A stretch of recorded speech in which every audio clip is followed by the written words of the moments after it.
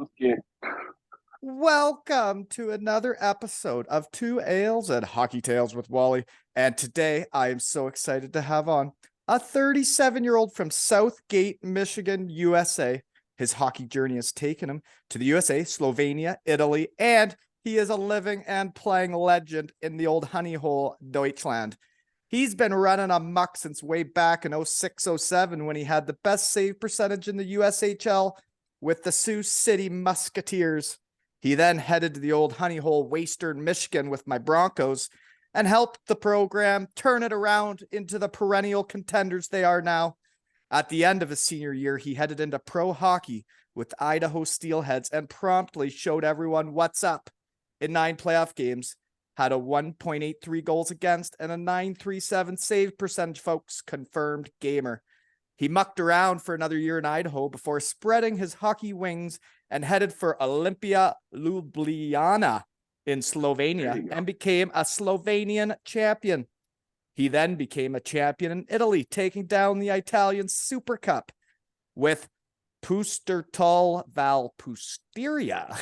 He then set up shop and became a legend and has made Germany home, playing and running amok of the DEL and DEL2 or SVI for the past decade, twice posting the lowest goals against average in the league and the best save percentage. He is now set to dominate with the Hanover Scorpions and dive deeper into the world of coaching. Welcome to my kitchen, Jerry Kuhn. Thanks for having me. Hey, thanks for finally coming, eh? Yeah, you've been toying with my emotions for years. I'm not normally, like this isn't your thing. I'm not comfortable. Yeah. Just not comfortable doing it. It takes some time. I try to lure everybody in here eventually, right? Yeah. And I'll try to make you feel as comfortable as I can. I was really nervous when I started doing this, and now I just don't care what anybody thinks about me at all. Yeah. It's way more fun that way. For sure. So I get into how we know each other. Nice to meet you. You too. Yeah. And, Broncos. That's how we know each other, though. So I was checking it out. You went there where I guess 3 years after me, because Bisick, Ansel, and Lesperance were still on the team. So they would have been sophomores my last year. Okay. And then you would have played with all my freshies. So when I was a senior, all my freshies, my crew were Vex, Frankie, Silky Smooth, Steve Silver, Galley, those fellas. So I'm going to have on their whole class here coming up. Really? The full deal. All together. Yeah, we're going to run amok. That'll be, Yeah, that'd be fun to relive the Broncos. Like, did you not love Western Michigan? I loved my 4 years there. I just wish we were better at hockey. I honest to God, I tell my wife probably once or twice a month, like, I want to go back to school. Like, I can't do this. I just want to redo it all. And I know. Just do it the same exact way. Because yes. Except for us, we want to win. Yeah. Oh God, we were a terrible hockey team 3 out of 4 years, but right. So I made up for it. I guess like for us, we were as tight as a team got. I thought everybody loved each other on our team. We dealt with some, there were some mind games and stuff, and being at the rink wasn't always the funnest place to be, but we sure lived it up away from the rink, and we were a squad. I don't know what it was like for you guys. It was the same way. I was a 21-year-old freshman, so I remember I would be doing my homework in the dorm, and I would pull out a Coors Light, and I ended up, every night I had homework, I'd sit there with Coors Lights. But my class, I still talk to quite a few of them, but like life, it happens, and you lose touch, and sometimes it's sad. Yeah. But I'd have to say the one guy that I still talk to, he wasn't even in my class, but I talk to at least twice a month, is Derek Rail. Railer, he's a shed guy.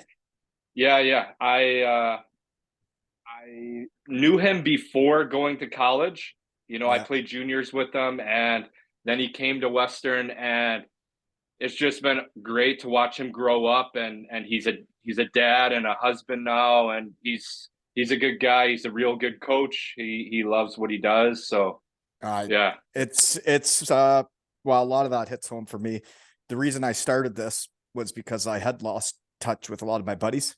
And I mean, my teammates from all over my career, but your brothers from the Bronco days, it's just, I don't know, it's like a different relationship. For me, my whole room, or my roommates were all from an hour away from each other in Ontario, around here, like literally within a square, all an hour away from each other. We could carpool to Kalamazoo together. We carpooled back. We'd go to each other's hometowns and meet each other's buddies from their hometowns. And it's like we're family, and we still are. But you're right, life gets in the way, and you don't get to see each other very often, but you see it from afar. You see guys becoming dads. You see like the guys that were the biggest disaster in college grow up and like become a dad and like a good husband, you know? yeah, yeah. I like, luckily with social media, I can look and watch Have an people as, idea, right? You have an yeah, idea yeah. what people are up to. And it's tougher also because I haven't been home in 2 years, Crazy, eh? you know, and when we do go home now, it's for 2, 3 weeks, and it's really hard to jam Everything all in those there. people. Yeah. So yeah, it's sad because like I had the time of my life with at Western and with all those guys, and I I would know. do it again over and over and over again. And I always say Western Michigan has everything you need to be a powerhouse school in college hockey. And I got some punks running around now. They're blaring rap Who do music, you I? know? So, Yeah. That's why we're in the kitchen today, not the shed, you know? yeah. It's summer break here. Right. Okay. Okay. But anyways, what was I talking about? It's Western Michigan now. It has everything you needed. I I don't like to be hard on people. I thought Jim Culhane did a lot of things for me. Um, Also, we had a very strange relationship when I was running amok the last couple of years. It was interesting how he handled it all. And I guess, I don't know. There's a lot of hurt feelings reports out of my class when we left. Like, none of us have been back. Really? Yeah. Yeah. See, I also didn't have the best relationship with Coach Colhane. And I was my third year of school,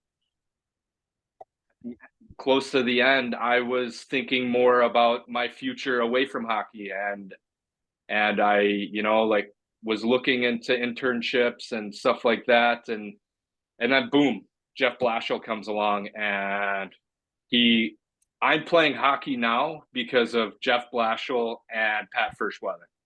And it's They amazing. Like you see social media, you see things from afar. I see Broncos now writing. I am so thankful Pat Ferschweiler is my coach. I am so happy that he is my coach. Like when we were in college, that was not the relationship we had. Yeah, yeah, yeah. For Pat, it like he was your friend, But he also but held you accountable, and like you knew where you stood, and he was honest and also, right. yep. And I remember, I had a couple 6 a.m.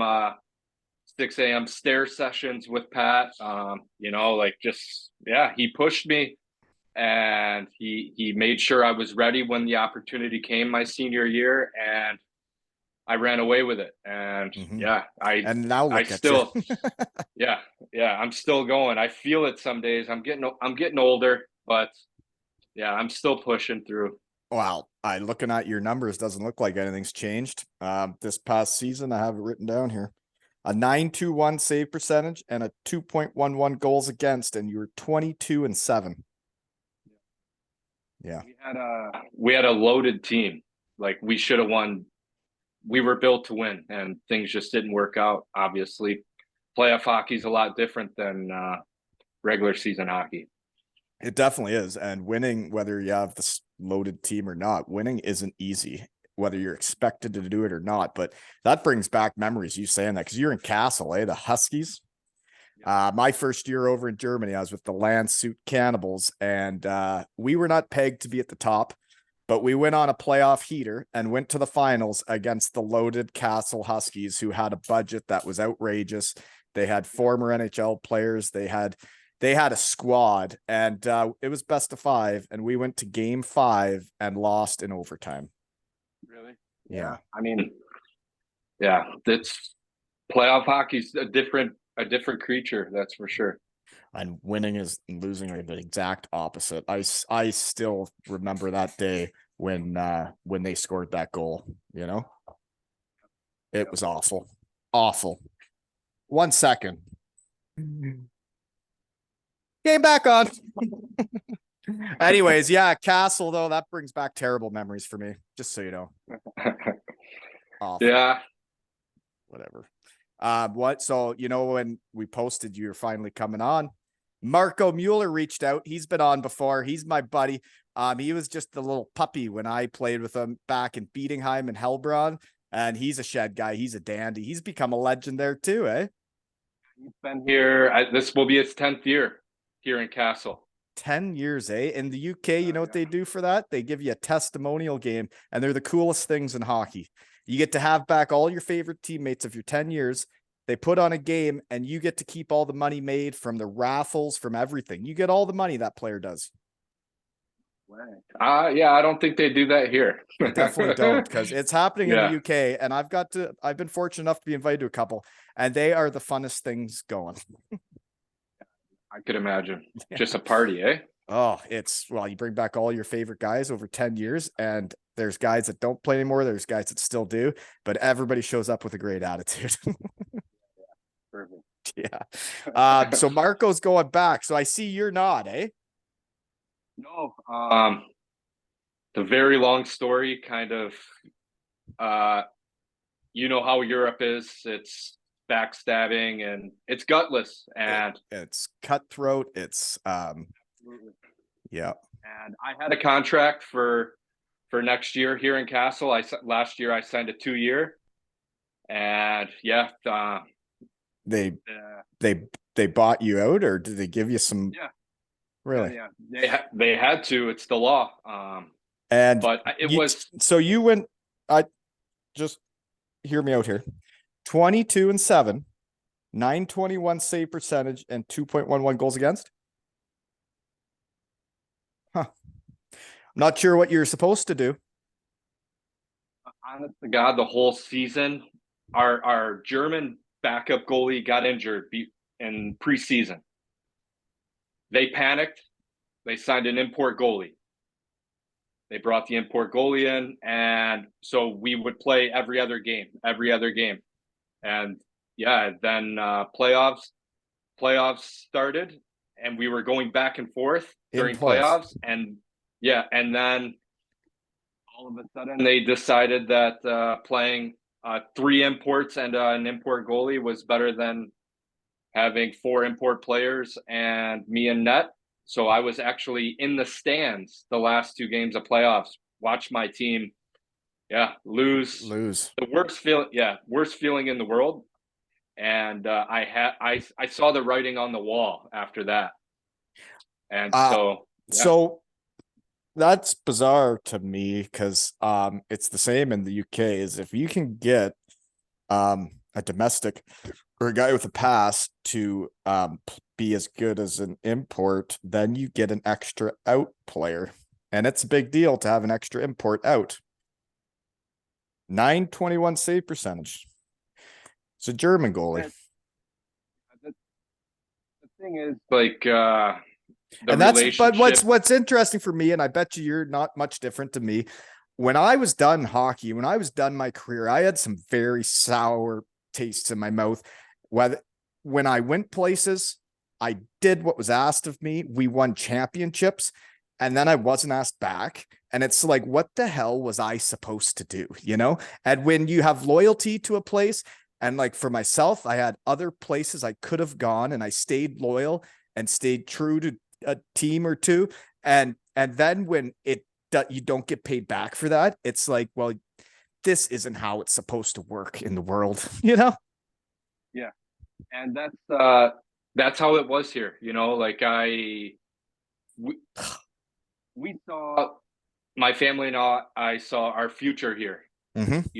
and Mm-hmm. so I went and got my C license to coach the young kids. I went and got my goalie license, and I did all that last summer. And then this season, I took time away from my family to invest in the young kids here, Of that and town, I and help and be part of the yeah, community. And yeah, yeah, and I would do it again. I don't regret it. But like there was a lot of like the relationship with the now ex owner and I really crumbled, and that's what happened. And and I'm a guy. I'm not gonna take shit from anyone. I'm Mm. gonna stick up for myself. I'm gonna stick Yep, up for my family, yep, and and you should. and the way that they announced that I wasn't coming back the day before they signed their new goalie, even though I was under contract, and it was all really, really badly handled. And luckily, Kassel has a new owner. He's taken over everything, and he's made things right. And he's told me he wants me a part of the future here in Kassel with the team, maybe when I'm done.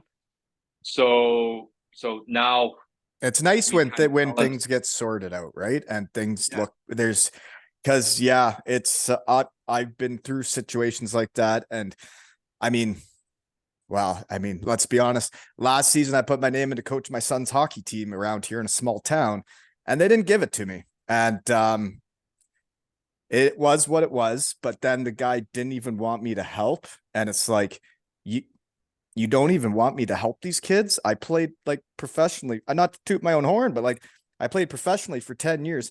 I coached these kids last season to the All Ontarios, and these kids loved me, and now I'm not even allowed to help.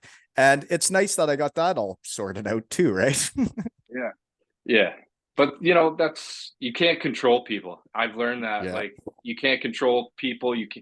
There's a lot you can't control in life, and yeah, you just have to You got to go with do the the best with what you got, right? And all you can exactly. do is kind of like what I did was it all worked out for me because I got a season with my daughter and a group of girls that we were a team. It was one of my favorite years of hockey ever, and it all worked out for the best. And sometimes the pissed offness can get in the way of seeing that this could all work out better anyways, right? Definitely, definitely. And so my next opportunity kind of is the perfect opportunity because my family and I are going to stay in Kassel in the same apartment we've been living in the past 4 years, and I will commute every day or every other day. I will commute to Hanover, How and far is that? yeah, on the train it's 50 minutes on the ECE, the fast train. So That's not it's bad. it's not bad. No, I'll drop my daughter off at school, hop on the train, practice, come home, go to my son's practice, coach the goalies. Everything is, like I try not to stress in life. I've had so many crazy things happen to me in life, and I'm just trying to go with the flow now. Absolutely. I the same too. I've come to the realization I can't I can just be myself, and people are either into it or they're not, right? I'm not for everyone. Exactly. Exactly. Yeah. Exactly. Um yeah, no. I'm sure it's gonna go fine for you, but you know what's what's real wild about this whole hockey world and the small world that it is I saw where you're going and I saw who's gonna be coaching you, and that is the guy that asked me to kindly leave Beatingheim. Really? That's right. Yep. Wow. So you didn't have a good relationship with him? Not even close to a good relationship. The worst relationship I had with a coach anywhere or any boss in anywhere in the world. I've never really had coaches or that like my bosses that don't like me. He did not like me, and it was right away. It was interesting, but like I just didn't like. So the short story is that he came in. He already had a couple imports signed on multi-year deals. Were brutal. Our Germans weren't good enough. We had signed too young of a team. We weren't good enough to be good. Well, he comes in and needs to make changes for the next season. And I mean, I had been there for 4 years and I was doing well, but I was on a 1 year deal. So if he was going to change anything, but he never gave me a chance from the start. Like, he would bring in the so-called leaders of the team to talk to him. I was never asked to be in there. I was never asked to talk to him. I was about leading the league in scoring, and my coach wouldn't even have meetings with me or talk to me, but he talked to all the other guys. And then that starts toying with my mental stuff. And then I start struggling. And then by the end, I could hardly play. I was so brutal because he was just right up in my kitchen cooking pancakes. And then it was depressing because Bietigheim was home for me, and I had been loyal to them and I had chances to leave and I didn't.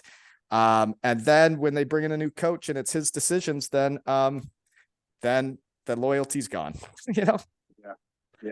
Yeah. And it's sad because, like, we're humans, but also the game is a business, and the business, sometimes the business is not fun. It's not. Yeah. But then when it's like, it just, the relationships and stuff is just, I don't know. If people want to bring in their own guys, they call it, or whatever.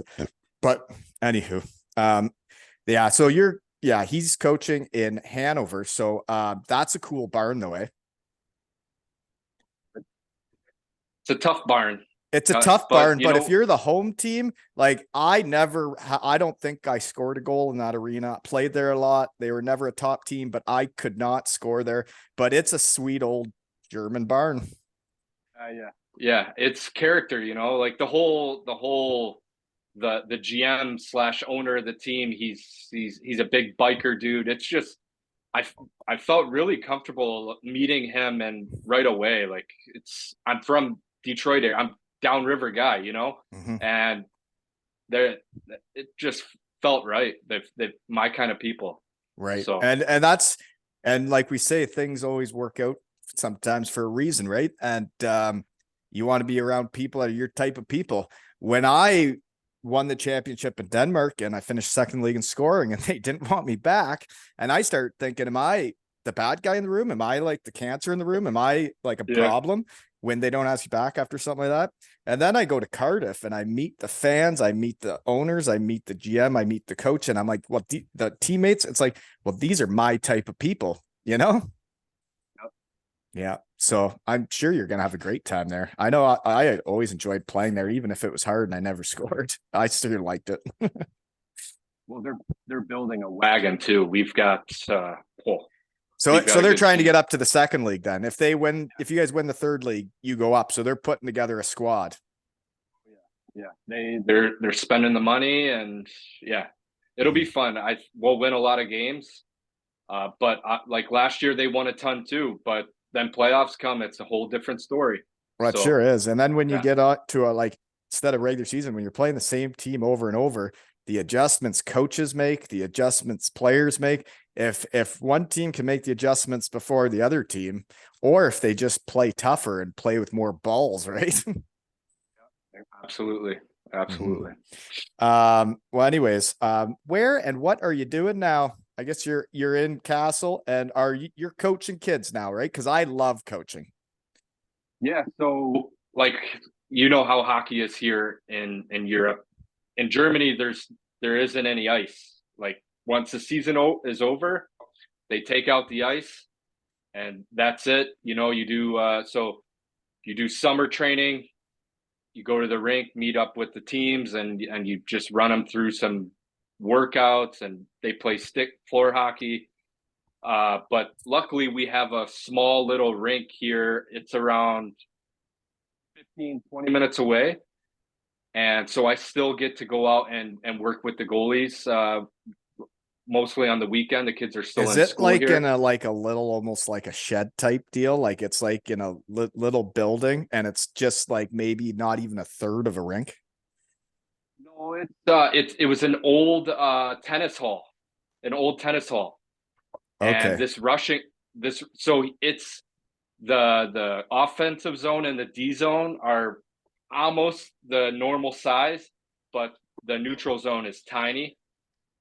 But this Russian guy, when Corona happened and all the rinks were closed down, he's like, screw it. He bought this bought this tennis hall and he put up this rink, and has it going year round. Good There's for him.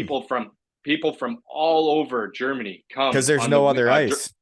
exactly. They come on the weekends. They bring their their campers, and they just camp out in the parking lot, and their kids skate 4 or 5 hours a day. I mean, so Well, it's good. speaking of having ice in the summer, is I don't normally promote my 10-year-old skating in July, but I mean we had an opportunity here that we're skating in July right now. Is Ryan O'Reilly? I used to skate with him back in 2014-15.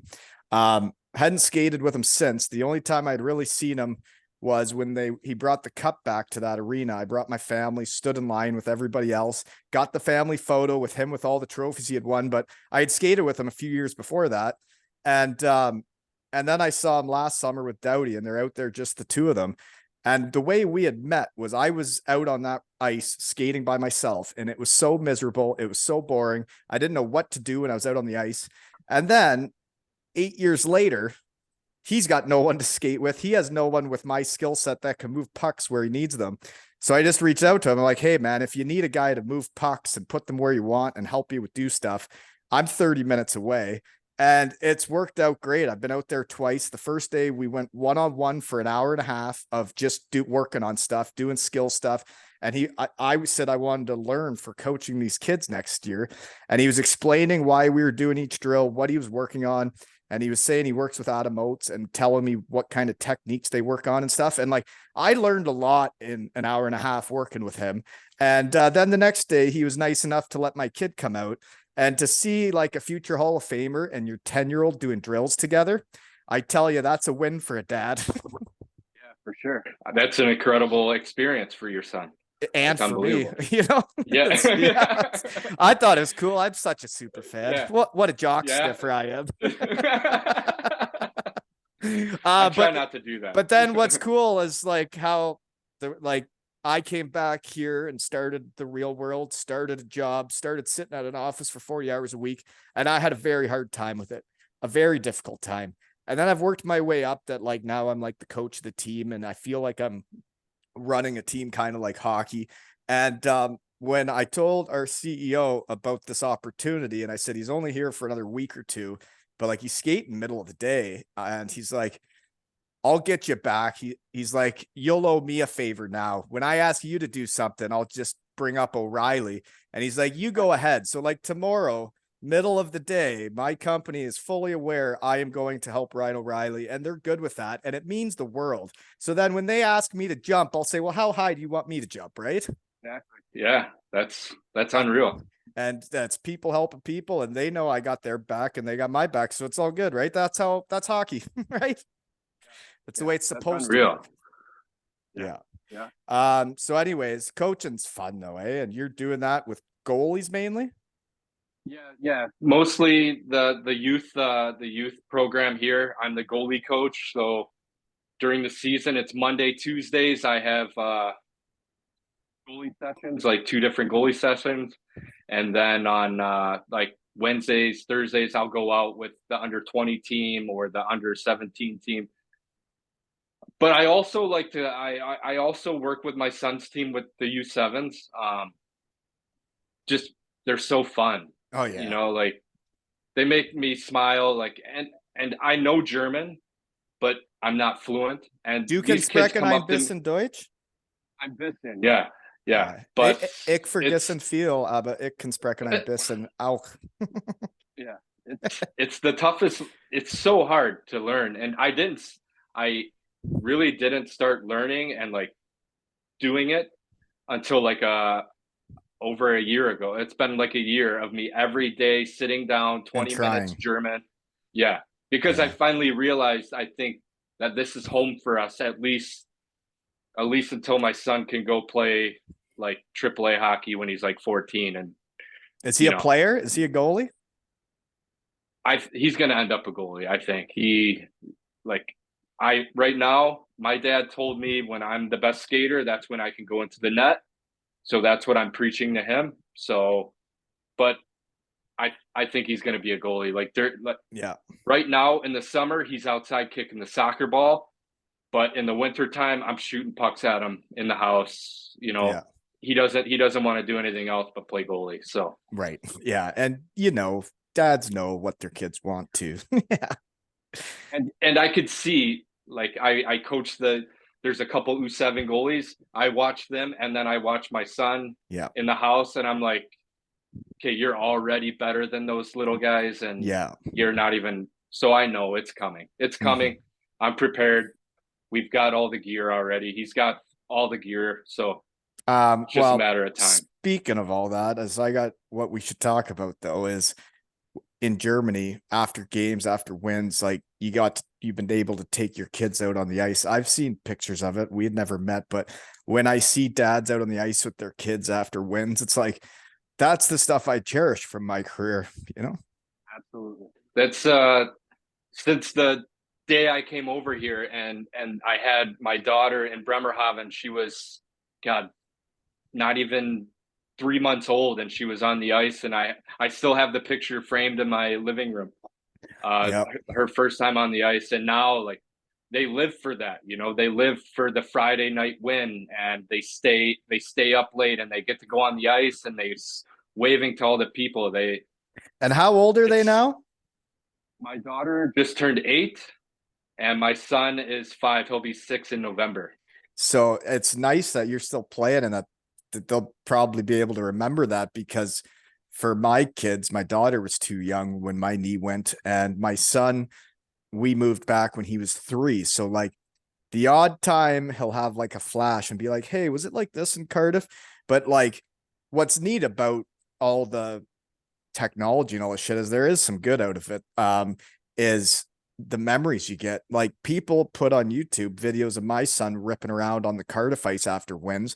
And now that we still have that and it's still out there and I can show him what it was like, um, you wouldn't be able to remember it if you don't have the videos and stuff, right?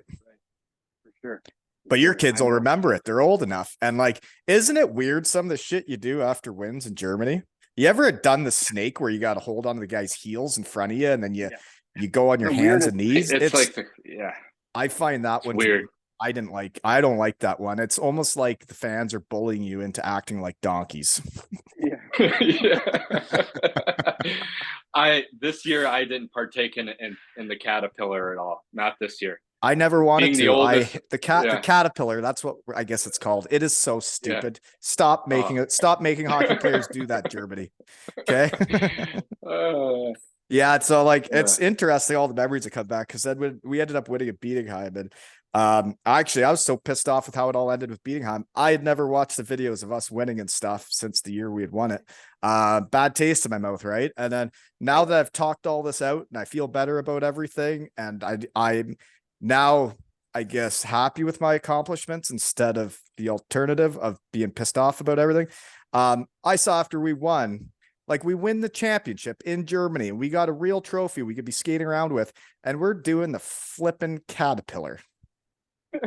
So wrong. Yeah. It's Uh, Yeah, but the fans here in Europe in general, they're the best. Like, it's just when you're winning, they're the best. yeah, yeah, exactly. Yeah, Yeah. because yeah, when you're losing, I mean, I went 22-7 last year, and I was still getting, like, chirped on Facebook when we would lose. I'm too old. They take I can't go. they take every loss seriously. It's like I Yeah, see it yeah, now with the Cardiff Devils. Like when I went there, they were not a big budget team and they didn't have I don't know what the word is now. The culture of they have to win every game. Now they lose a game and you see what people post about players and people, and you're like, you realize he might read that, eh? You donkey. Like, why would you write that about anybody? I thought you were a fan, you know? understand. That's the one thing about this business is they don't understand we are people. Yeah. Like, we And they have don't feelings. understand that happy hockey players play better. If they're enjoying going to the rink and they have a smile on their face and they think the fans have their back, they're going to play better for you instead of getting chirped and getting pissed off. And then you go out there and you just aren't in the flow of things because you're like, well, these fans don't even have my back. I'm not even wanted here. And it's just a whole different thing, right? That's one thing will teach my son, like, it's mentally, it's one of the hardest things as a hockey player, like having to deal with the outside noise of people bashing you and thinking you're not good enough because it makes you think you're not good enough. And Yeah. And if you don't think you can win, you can't win, right? yeah, for sure. The mental side of the game was the part I was probably lacking the most when I got to pro hockey. I had never been on a fourth line. I had never been a healthy scratch. I had never not played all games, sitting there waiting for a shift, looking up at the coach, like, am I ever going to go out there?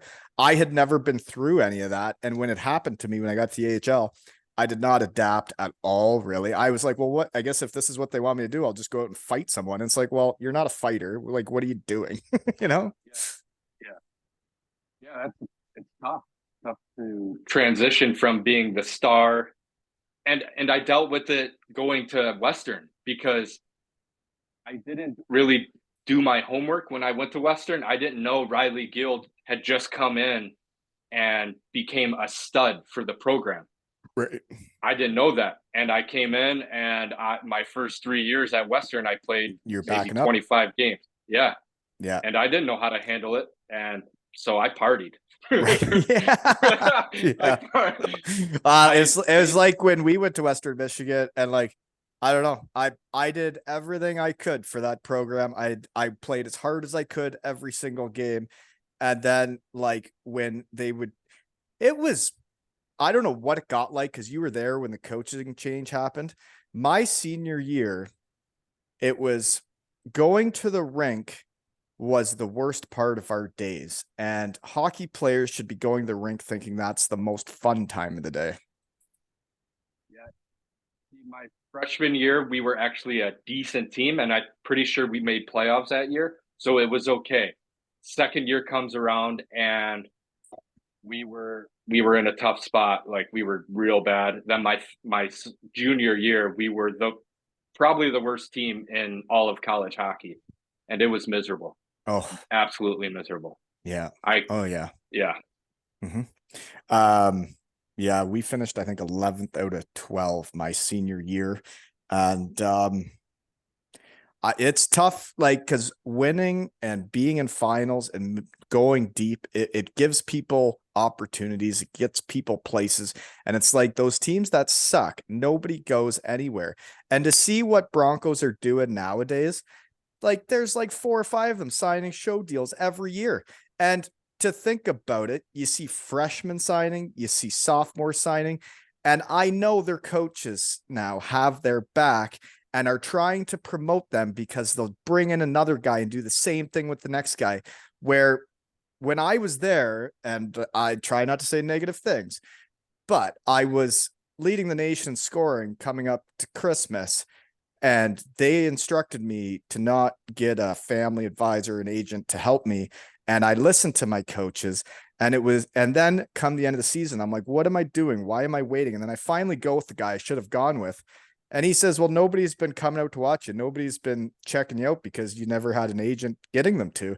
And he's like, it's kind of late now, but it's interesting. Like, when coaches try and they want to see people excel and go places and do better, instead of keeping you there for themselves. Yeah. Yeah. That completely changed when Colhane got fired. Completely changed. Well, you see what they're doing now, and you see all these guys going places, and man, it's just a factory now of guys doing shit. It's sick. I wish that, because I think this weekend is the alum weekend, right? I've never been, and I've just heard the craziest stories. Well, and I think my whole class is ready to go back. I'm over it all. And like, for the assistant coaches I had, Brooksy and Kenner, they always had my back. They were always trying to help me get to the next level. I need to go back. I loved Western Michigan. I need to go back, and I need to get my whole class to come back and do it together. And I think it would be legendary because I don't know if you know what we were like or if you heard about us, but we could do it. I mean, if you guys were anything like Chris Frank and Weaver. Yeah, may he rest in peace. But yeah, we trade those guys. That then I can only imagine how you guys were then, because Uh, I got to my first day at Western. We go down to Frat Village, and Chris Frank's running around Frat Village with his shirt off, fighting everyone. I was like, "Where am I?" It's wild. okay, I wasn't fighting anybody. I don't promote that stuff, but Frank the Tank could get carried away. Oh, what a But beauty! like it's for me, and that's I think why I guess I've always liked coaching and helping people and see people go do cool things and become shed guys was when I was a senior and they kind of give you those freshies and say you're here to kind of mold them and help them. Like I took that to heart and I tried to teach those guys how to hockey on and off the ice. Oh yeah, good Good. times. It was a good time. Yeah. Did you guys get to do when you got there, did the seniors take you on a trip? Like the whole team go on a team trip together at the start of the year? No trip. No. That's No. embarrassing. Really? No senior trip, eh? Senior Be better, Ansel, Lesperance, Bisic, right? Were they the seniors? Yeah. Yeah, that's not good enough, guys. Be better, right? So growing up in Southgate, Michigan, where exactly is that? My wife's from Trenton downriver. Trenton is 5 minutes from Southgate. Really? That's where you're from? I even go by there the odd time nowadays. Legit. Like Trenton, it borders Southgate. Allen Park borders Southgate. You know, I was right there in the middle. Like it was like a hockey hub. Yeah, like Andy Green was from there, and Yep, yeah. Yeah, it was okay, so yeah, I know exactly where we're talking. So then how'd you get into hockey? my dad. How'd you become a goalie? Well, so my dad played hockey growing up, and his stepdad got him into hockey. It was like his real dad. I don't know how. I don't know how, but Yeah. my dad got me into it, and I was a forward. I was a player for up until I was 8 or 9. And I just loved to be the goalie in the basement playing mini sticks. And finally, my dad let me go in, and from there, Took it from there. I just took, yeah. And I was pretty good when I was younger. You know, like I played on the, you've been pretty good the whole time. Yeah, just like so you know. No, but like for me, it's interesting. Well, I'll just bring this up because the research team gets hot on a lot of people. And I always find goalies an interesting one for me when I try to decipher how and the whys.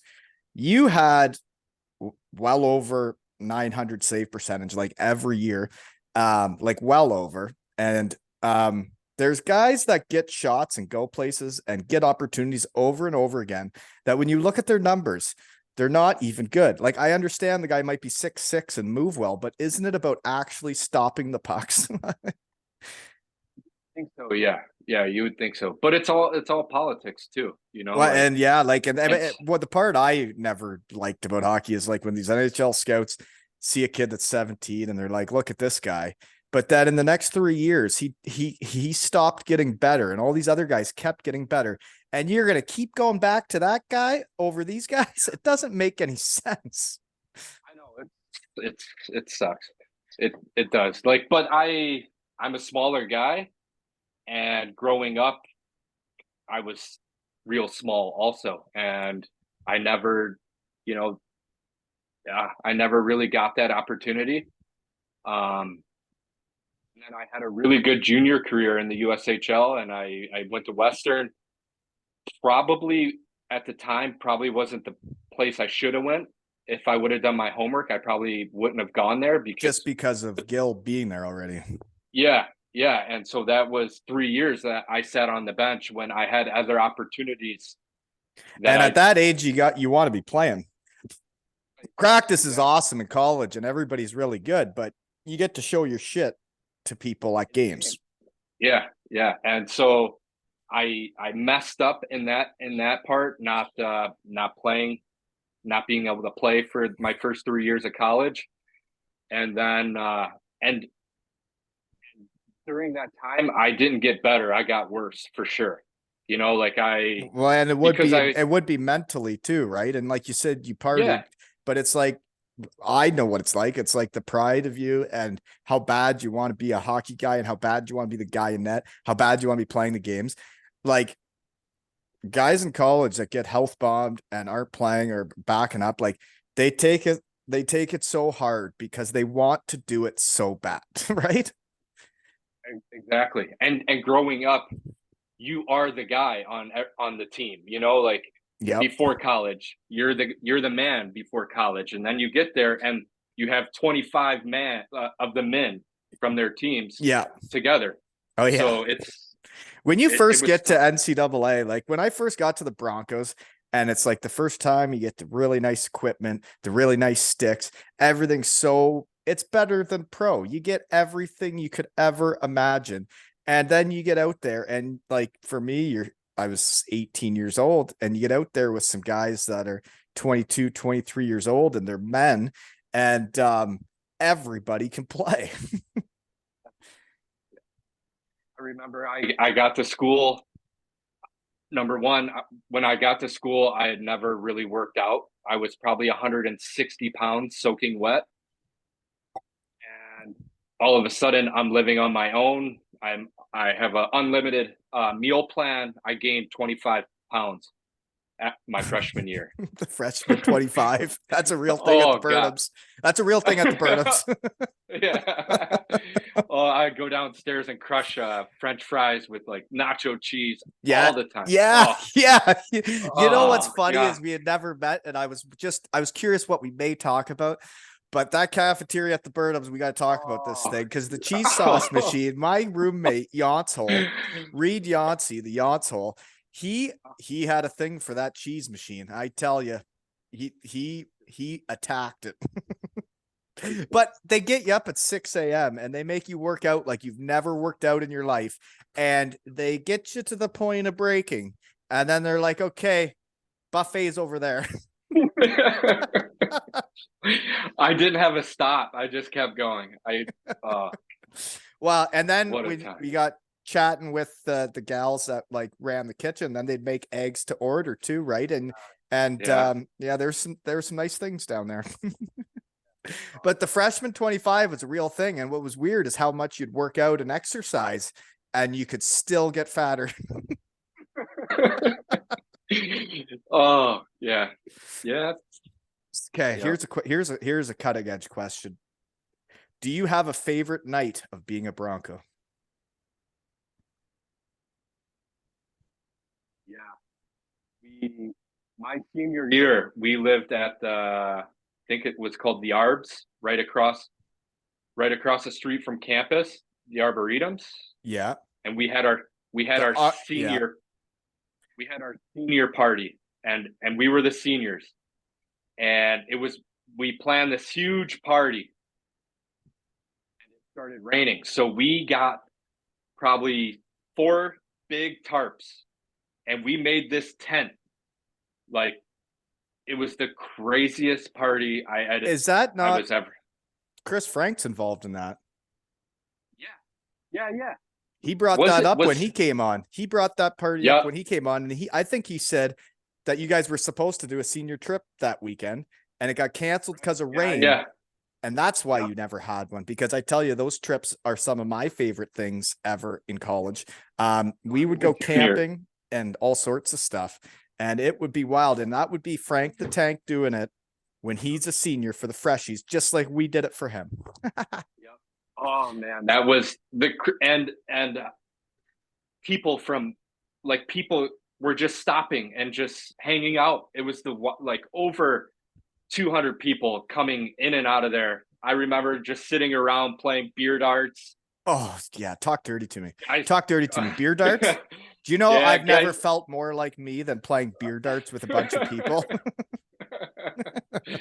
Oh God, who was it? Just had a dart thrown right into their ankle, and they just got up and walked around like nothing had happened. So we had something similar happen, but the guy didn't walk around like nothing had happened. It was Bisic, actually. I think there was an intoxicated gal playing beer darts with us, and she threw a reckless shot and hit him right like in the top of the foot or something. And when he pulled out the dart, blood shot like 10 feet in the air. It was wild. He had to go to the hospital. Really? I'm pretty sure. Yeah, it's something you weren't supposed to, but hey, we were all winning that day. Beer darts actually came to that school from so a guy transferred, Mike Erickson transferred from Minnesota to Western Michigan after winning the national championship. He comes over, becomes our captain our senior year, but he brought beer darts with him, and it was a game changer, eh? Unreal. Oh God. So You just get a big pile of natty lights in the middle of yeah. the circle. God. That was so, like, when you talk about going back and doing all over again, a day of beer darts with bean bags and whatever other kind of yard games you want to play, and you get a whole outside party going on of college people. That is living at its finest. You know what else was really awesome at Western was St. Patrick's Days.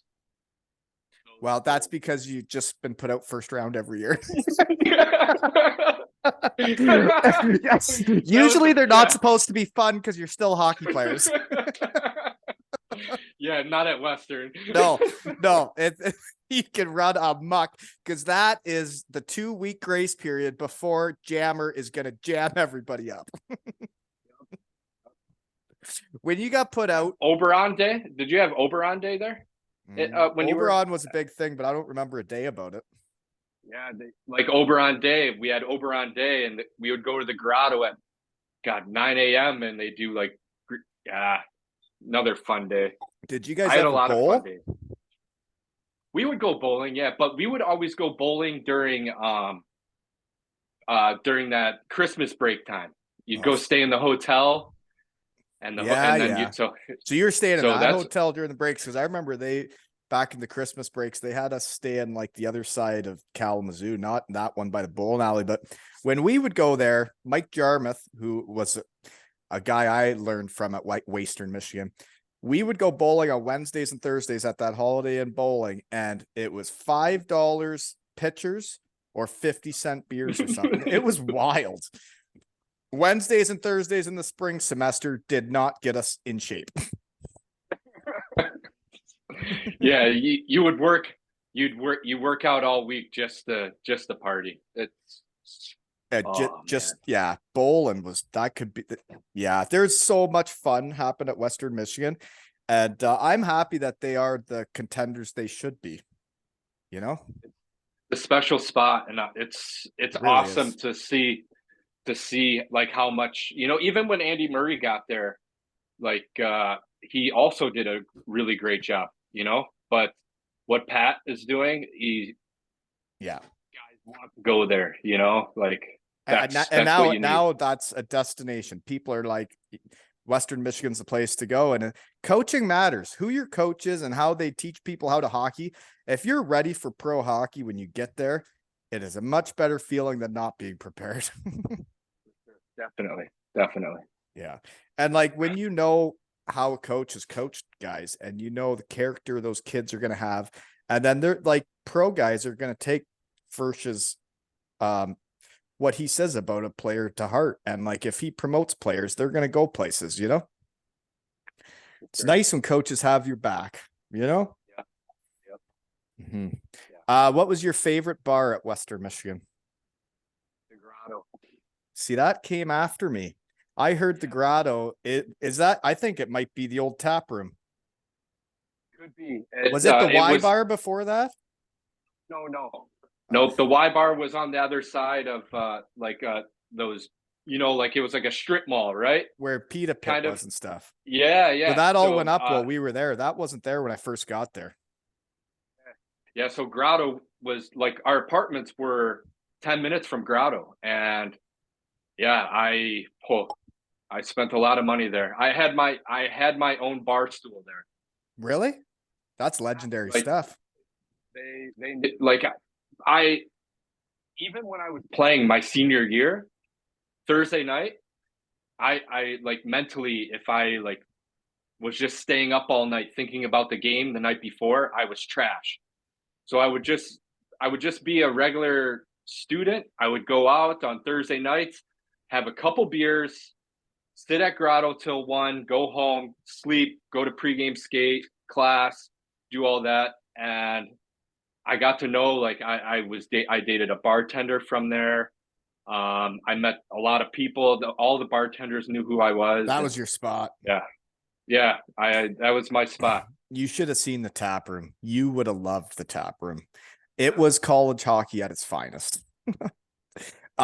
You could go there after a win. There'd be a big lineup of people. Well, we just walk right past there, and then you would put it down your card or whatever for the night, and have your way with the place. And then at the end of the night, it would be like a $5 charge. Yeah, that's how it was with Grotto. Honestly, like That's hockey. yeah. Like by the end of my senior year, that's where all the boys went, you know. And even if you were underage, like the bouncers, they were like, "Yeah, you're good, you're good." It's I nice even when got you can start something for your teammates like that, right? When you get to know people and you get to know owners and you have those relationships that like it can carry on with a team or a program for years to come, right? even done it here in Kassel. Like, Yeah. there's an Irish pub here You found that a honey the hole, did guys. you? Well, the Irish pub used to be the Honey Hole, and then like they got away from it for a few years, and the owner is from the UK, and he's a really good dude. And the past 3 years, it's been the Husky Honey Hole. Go with them. Sorry, the kids are going for a bike ride. The finding honey holes, that was my favorite part of everywhere I played. Hey, take Zoe. But like when you get to a town and you find your own little places, your own little honey holes, and like it could be in Landsuit, you find this little Italian spot, or you find a place for a nice couple beers and bring a few boys, and you get to know the people that own it, and it makes those towns feel like home, right? Yep. And I've done that all around the city, restaurants, bars, all over the place. That's why we feel so comfortable here in Kassel. Like my wife, Oh, I she know. works. She's been working at the best cafe in Kassel for the past 4 years. It's so I go there. You know, I go work out in the summer. I go work out with Marco. We have our own gym, like little gym here. We work out, and then I go have lunch at the cafe. Oh, pay like €5 for a meal. You know, like I do know. it's the I know exactly what you're talking about because I think that's why I was so butthurt when I was told to kindly leave Germany was I loved it there so much. I loved playing hockey in Germany. It made hockey fun again. Going and doing those things when you finish a practice, it's like, well, this is living. You're outdoors, eating great food. It doesn't cost that much. Like it's as fun as hockey gets. yeah. I know it's yeah. We have a special life, you know. Like you can't explain how awesome it is to be a professional hockey player. Yeah, You know, there's tough times, but the good times are as good as they like get. yeah, they are. And the experiences I've had, like I I wouldn't still trade it. remember you put up posted something and it was all these sweet photos of the fans in Kassel. You that one picture of you with like the spotlight's down on you and you're looking up. It's like that's as hockey as a picture gets, and it's something you should cherish. But then you put something like no bad days, and I just wrote wait till it's over. You're gonna need a shed. Because when it ended for me, like it ended, I was living that life and every day was a good day for living. And then you leave practice and you go for lunch and a beer too with your buddies, your brothers, and you go to battle every weekend. And it was so much fun. And then when it ended, you you lose your identity, you lose who you are, and then you go sit in an office as the fourth liner for 40 hours a week, and it wasn't fun. Nothing was fun, and I didn't even have any of those people around, and it makes you cherish what you had, so you should appreciate it while you're still doing it. Yeah. And I get when you talk about like when it's over, like I get goosebumps because I know it's coming. But it doesn't And have to be over for you because you're getting into the coaching. And I know in Germany, that can be your job in Germany. You can get paid to be a minor hockey coach, right? yeah. And then you're still in the game. You're still part of it. It's not the same, but you're still in it, right?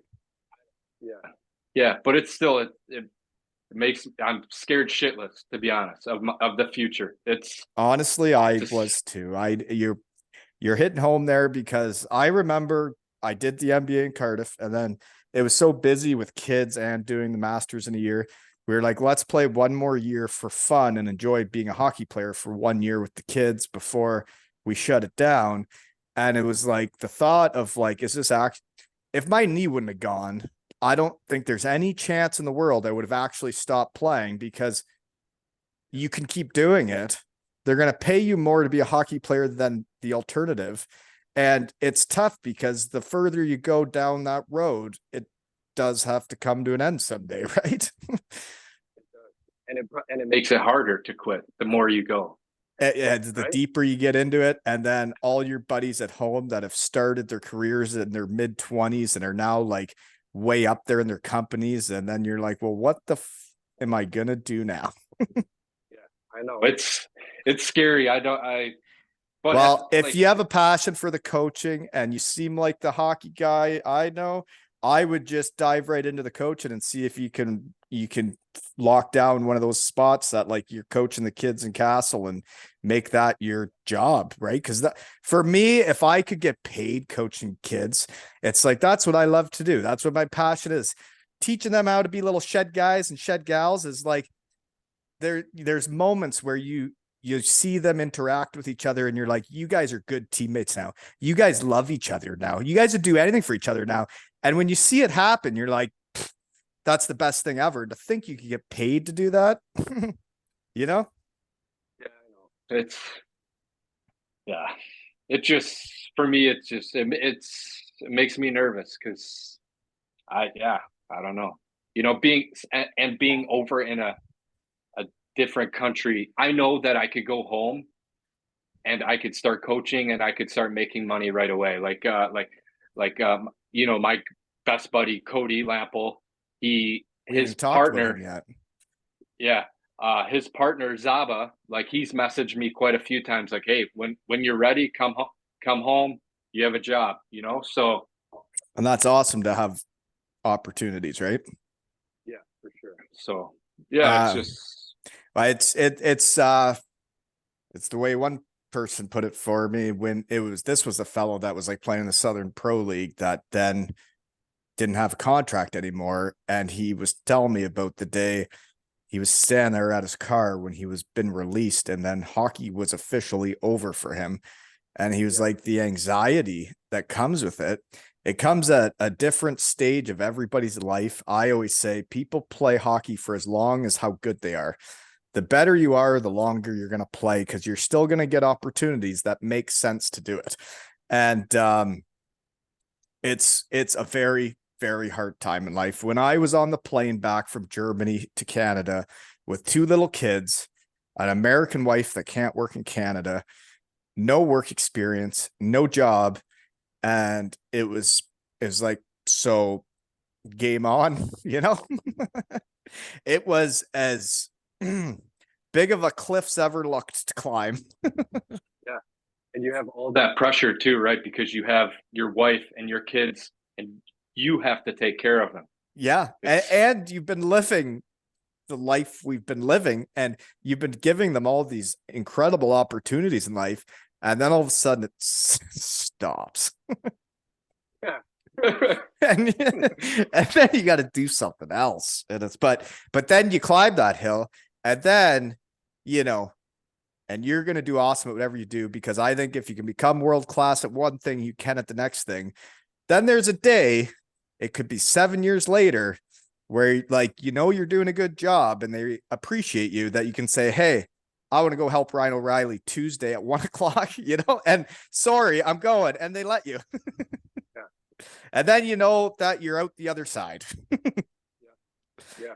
It seems like you've really done well for yourself after your career. Well, it's I don't know about that. It's like it took a long time. There's a lot of grinding. There was a lot of tough days. There was a lot of, if you look at pictures of me when I first came back, those first couple years, I was a fat, depressed mess. So it took a while, but we got there. All that matters is the end, right? Right. And you just got to keep grinding, right? Hockey guys know how to do it. It's like if you got through jammers workouts like I did, we could get through anything. Yep, those shuttle runs and 2 mile runs. Oh God. Did you have to do the 2 mile in 12 minutes? Yes. Did you do it? Oh, My senior year, they made the shuttle runs. You had to pass 6 shuttle runs in a certain time, each shuttle run. And I had to do it until I got all 6 done. And I'll never forget this. Derek Rail, who didn't have to wake up at 6 a.m. to run these shuttle runs with me, him and Kyle O'Kane, they came and they ran them with me. And I you finally remember that? made them. You remember Yeah. that? Yeah. Yeah. When people do And that for each other, you remember that shit, right? And that's why I bring up Derek, because, like I won't talk to him for a month, but then I'll call him and we could talk for an hour, Mhm. And even my wife and the kids went home in October, and immediately they went, my wife went and saw them, like at, So they're like, family. so They're family. yeah. And he's a great guy. And I see I find people play hockey like their personalities. I played against him in the UK. He was a gritty grinder, worked hard, good teammate, do anything for the team. And it sounds like that's what he was like off the ice too. And I always find people are like that. Now I see what he's doing now, from the social media stuff, because he came on and like he's still giving her. He's still got a better work ethic than the rest. And like he's doing the tiling stuff, running amok, and he's doing great. grinding. And he's coaching AAA, right? And running amok. One of the best teams in the country. Yeah. At that. So so winners win. Right. Yeah. And when he gets up to do stuff like that, then you know what type of dude he is, right? Yep. Okay. So what was the biggest change though when the coaching change happened at Western Michigan? The culture in itself, like it was done. Like Blashill came in and said that it's enough. Like, we're done losing. You guys, this program has lost too much. And if you don't want to win and do the things to win, then hit the door. Yeah. And there was a few guys that they had to go. And like, God, I remember, like, you guys went from like last to first in like a year, like literally with the same recruits. And it was like, for me, I didn't know everything there is to know about coaching. I'm trying to learn every day right now and be the best coach I can be, because I do think I'm better at coaching than I was at playing. I think I'm better at bringing a team together, getting people to buy in for each other. I think I have the same skill set as a player, that now I have more control as a coach, and I have more confidence as a person because I've been through all this stuff we've talked about. But like, coaching matters. And when you see a guy take a last place team and you have 3 years the same players that someone else recruited, you didn't even pick them, and you come in and change it like that, that's a special dude that did that. Right? Definitely. I mean, the guys we had there were the right guys for the culture change, because we were sick of losing and they wanted to win. And he just got the best out of everyone. Everybody. And pushed everyone. But he also brought in a couple freshmen that Colhane didn't bring in. Like, I'm pretty sure Danny DeKaiser was a late recruit. We had Luke Witowski. And that guy looks like a gamer too. He's a beauty. Matt Tennyson. Those three freshman D came in and were our top D-men. So, but it was Blash. Him and Fershie, they just, I remember the opportunity. I was the number one from the start, and I shit the bed the first weekend. And I was starting to do the whoa me, and that's when Fersh like got on my ass. And I remember after practice, Blash was like, meet me in the bike room. I was like, okay. And he said, we're not getting off this bike until you have 2 sweat puddles on the ground next to you. And we're going to do this every day. And what do I do after every practice now? I ride the bike. Like, it's still engraved in me now, like, he taught me how to be a pro and how to be a winner. Yeah, exactly. How to be a winner. So learning how to be a winner is like, yeah, it's a thing. And what was weird for me was I knew what it was about. I had done it before I got to Western Michigan. And then when I saw, like, when I got recruited there, they were ranked in like the top 10 in the country. And then they went for a second half nosedive. The next year wasn't that good. And then I roll into town and I watched a program. We didn't get better while I was there. And then to think of that on my watch, it's like, that's embarrassing as a guy. But then when I look back on it, it's like, well, I did everything I possibly could. I mean, when you're not in control and you don't build the culture. I could build the culture away from the rink, and I could get the guys to buy into each other and be a team away from the rink. But I could go to the rink. I got to listen to the coach. I got to do whatever they say, and I got to play as hard as I can. But like Frank the Tank rolls into town, and like he's tough and he's mean and he plays hard and he takes penalties. Every time they considered it a stupid penalty, which was up to the coaches, they decided which penalties were bad. We would skate a lightning for every one. And then that player that took it would also skate a lightning in front of the whole team.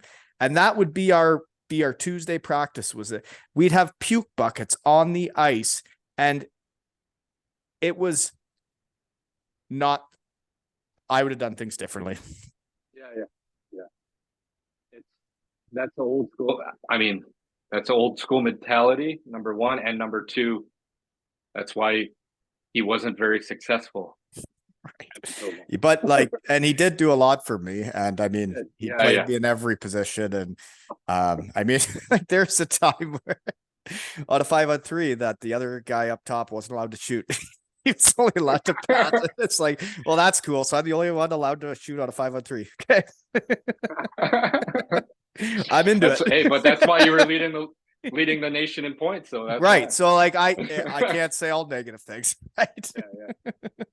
Okay. So you did 1 year at starting your senior year, and you said you nosedived the first weekend, but then he helped you out. You get through it. And like, I saw your numbers. I saw what you did, and you were the goalie for the team that went from last to first, right?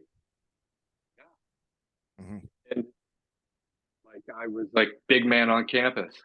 It was fun. Being big, that's fun. Yeah, like, it was one of the best years of my life. Like, I couldn't imagine winning all the time at Western Michigan and being the man on campus. That would be something. Like, like, they're chanting your name at Lawson, and right. It was, like, I get goosebumps just thinking about it. Like, and those Lawson lunatics are something, aren't they? And then I remember, we won our playoff round against Ferris State at Lawson, and I remember in overtime, double overtime, I think we won to go to the Joe. And I just remember the Lawson lunatics full, and it was our last, as seniors, our last game at Lawson, and the crowd just stayed there, and we just stood there in the middle of the arena. But then the fact that I got to go home to Joe Louis Arena and play in front of all those fans against Michigan at the Joe, Paul, that was something else too. It would be. That year, it was like a dream, to be honest. And going to the national tournament for the first time in 15 years or whatever it was just out of control. It's like, I literally can't imagine, because I have a picture of me with my classmates, our last game at Western Michigan. and it looks like someone just shot our dog. We're all off to the side, like crying because we know it's over and we all love each other, but we probably just lost another game. One of my brothers for the 4 years has been health bombed on a senior night when we're in 11th place. And it's like winning is the exact opposite of losing. And it's not just at the rink, it's the way you walk around campus, it's the way you eat your food. It's life is so much better for a hockey guy when you've won your last game, right? Yeah, for sure. Like it was, oh God, I still think about it, like just the time we had, and we were so close, and it was what a time.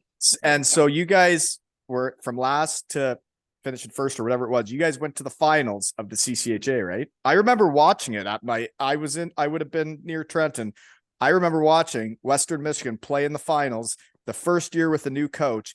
And I was just, I was proud of the school I had been to, but also really jealous. And you know what? I was really jealous the next year when they won the CCHA championship. I was super jealous when they did that the next year, but I knew, like, I was proud of what I had done at the school because I helped change a university. Yeah. And to this day, I am a part of that, and my class and that whole group of guys. Yeah. It's true though, because it's like winning gets people places. You go different places. Learning how to be a winner is a thing. And it's like when me and my roommates get back together, pretty much all of them were out of the sport pretty soon after. And then you see these other guys, and you see when they have a reunion as a class, they're getting like private jets to go golfing in places I've never been to in my life. Yeah. What a joke, Okay, better keep going or we're going to be here all day, eh? Sorry about this. I like talking to you. Can I take a 1 minute break? I gotta grab a water. You better. Game back on. But anyways, yeah, I find it neat where the Broncos are these days. I wasn't a part of the turnaround, but it's like Chris Frank said when he came on, he's like, you got to thank the people before you. And I never really thought about that way, that like the way we treated our freshmen as seniors is then they tried to do that the same way and pay it back. And it's like to hear your favorite night at Western Michigan is Chris Frank and the fellows trying to make a legendary epic party for the freshmen. That was exactly what we tried to do for them. Yeah. And what a time that was. We didn't make our mark on the ice. We made it off the ice. But it passed on. So right. And I bet you Broncos are still having a time. For sure. But the game's changed. Right. I know that has. It has big time. So I know. I couldn't imagine like now going to school. Like it's probably a little more professional, like. Yeah, it's just about the hockey. Yeah. It's just about the hockey. It's not about all the other fun. I'm not sure if I'm done talking about the Burnhams, but you've gotten into a lot of stuff. I haven't heard a love story in a while. Where did you and the gal meet now that she's living with you in Deutschland? At school. Really? But it wasn't at the Burnhams breeding grounds, was it? No. She's 4 years younger than me, or God, maybe even more. Hi. What are you doing in here? What's your name? That's my daughter, Andy. She's getting ready for the bath. So. Oh, nice. Your kids' German's got to be pretty good too, eh? They're fluent. Right. Fluent in German. Yeah, they'd be perfect. Yeah, my daughter's in the first grade, so yeah, she's grown up there. School. Yeah, but back to my wife. I met her. I met her when she like partied next to our neighbors, and the first time I ever met her, she was the drunkest girl in the apartment dancing on the bar. Yeah, that can happen at Western Michigan. It can happen to anybody. And I was like, oh man. And so that was my junior year, I think I that I met her for the first time. Yeah. And then I stayed there all summer at school, and she was there, and I saw her at the pool. But she's from my area, like Is that right? downriver. She's from Ellen Park. And I don't know, one day I think I was a creep and I messaged her on Facebook. But then, nothing really happened. And then, I don't know, then my senior year started creeping on her again on Facebook. And she was like Yeah, writing you on my did. wall too or whatever. And then, one night she was got 19.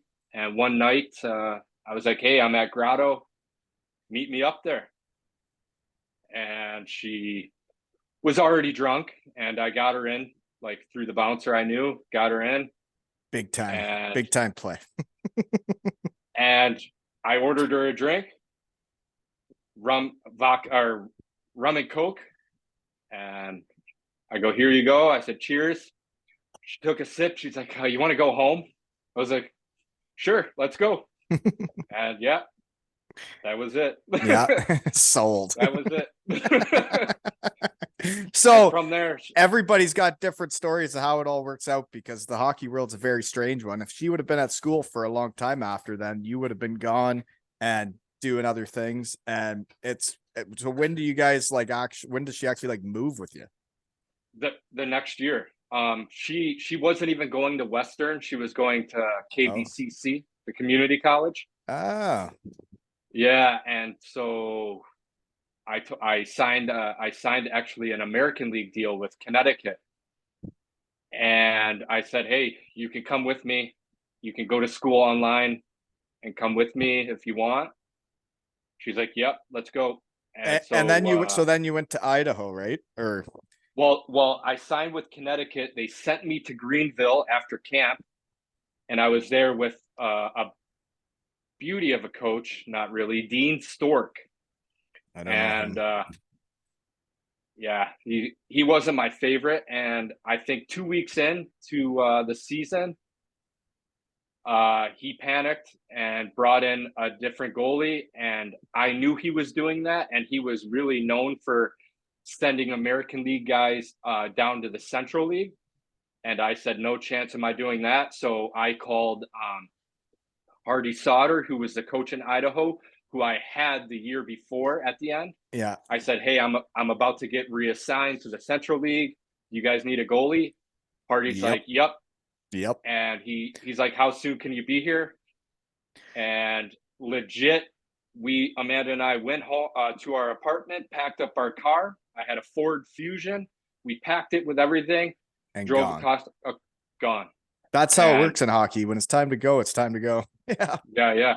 And we scooted out of there and we went to Idaho, which unreal. Boise is unreal. Let's talk about Boise. But that's what I'm curious about then. So your senior year, you run amok, you go to the finals, lose a heartbreaker. So what you do leave your senior year. So I did too.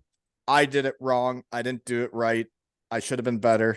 When you look back on it, I didn't know what all I was getting into, but we basically gave her after losing for a while, for some days, because our 4 years were over. And I thought I'd be heading out for pro right away.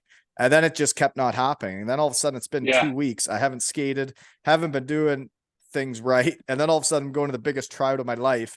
And I've been having a time with my Broncos for a while, right? So what are your pro options then when you're leaving senior year? Like you do to go to Idaho. And I looked at the roster. They had 3 different goalies that played 20 games apiece, but you went right in there and took the starting job. So we ended up losing the national championship game, not national, in the national championship tournament. First game of the tournament, triple OT heartbreaker to Denver. We're driving back from Green Bay. It was in Green Bay. We're driving back, and my phone rang the whole time. From options. From options. Yeah. And all I was thinking about was getting back home to Oberon Day, and the senior trip that us seniors had like planned, like rent a big camper and drive all across the USA. That's all that was in my mind. I wasn't thinking about going to play pro, anything like that. Well, then Oberon Day, I'm in the bag. Like, Yes, I believe they call it the pocket now. And Hardy Sauter from Idaho calls me. It's like, hey, Jerry, we'd really like you to come. You'll play right away. We're going to make playoffs. You can play in playoffs. It'll be really good for the start of your pro career. Yeah. I said, okay. When do I leave? He said, tomorrow morning. Well, I stayed out until like 1:30 in the morning, lost my phone. Yeah.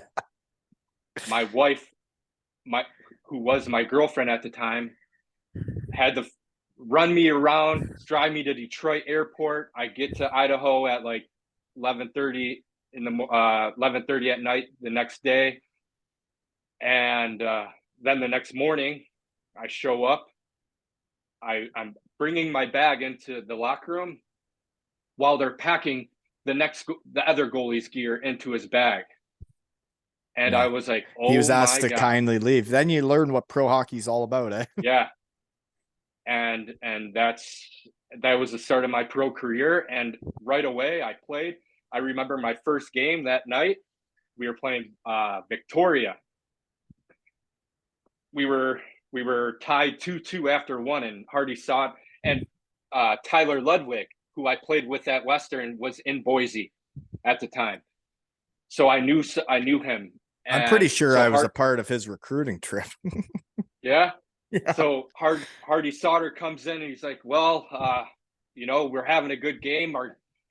My first game as a pro, our goalie's got to make a couple big saves, and we'd be up 2-0 right now. And it's my first pro game, and I'm like, oh my God, this coach is calling me out like in front of the squad. My first game. Yeah. Then Ludsey comes over. He's like, hey, he does that all the time. Just go out there, just do what you do. Ended up winning the game 5-2. Didn't sit on the bench the rest of it was. And you're right into it.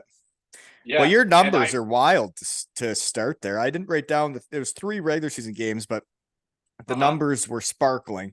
And then you get right into the playoffs. 9 playoff games played with a .937 save percentage. That's what you need out of a goalie, right? Well, what helped me was we twice in Las Vegas, we went to triple overtimes against Vegas. So that really helped. That padded my stats really good. Well, that's because you kept stopping the puck. Yeah. Or the game would have been over. So crazy story. So we end up losing to Alaska in conference semis, right? We lost, I think, 4-1. They eventually won the championship. But so we lost, and I was like kind of happy, like I was secretly happy. I got to go back to school and get to party. Yep. Be part of but like when your class and your brothers for those 4 years, you're all done at the same time and it all is coming to an end and life is going to get in the way. Life is going to go different places. People are moving home. People are getting jobs. That time after your senior year is special to all be together. Yeah. And I didn't get that because I went home. I should have either not gone to the AHL at all, or I should have gone right away. I went home, or I went back. I had one test to graduate. I took the test. Then it was Easter break. Yep, Easter break. I go home for Easter break, getting ready to go back up to Kalamazoo to party. Yep. Andy Murray from the Ottawa Senators calls me. And this isn't on Elite Prospects, but I was called up to Binghamton to be a Black Ace. And that's the year they won the championship. And you were there for it? I was there.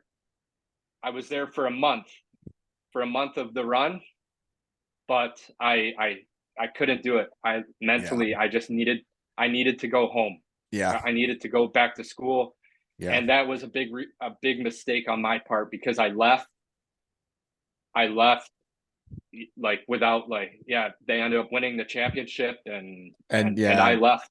Yeah. Yeah. So I do understand what you mean though. And it is so hard for me when I left my senior year, and you've heard all this about making pro hockey and getting so close to the NHL, and you just had your 4 years at Western Michigan, and it was the best time of your life. And then you get to pro, and you're with guys from all over the world and different backgrounds.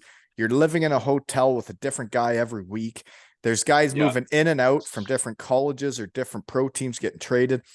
And you just went from having brothers that you do everything for, anything in the world you would do for them. And then you get to pro, and it's the exact opposite. Everybody's against each other. Everybody's fighting for the same spots.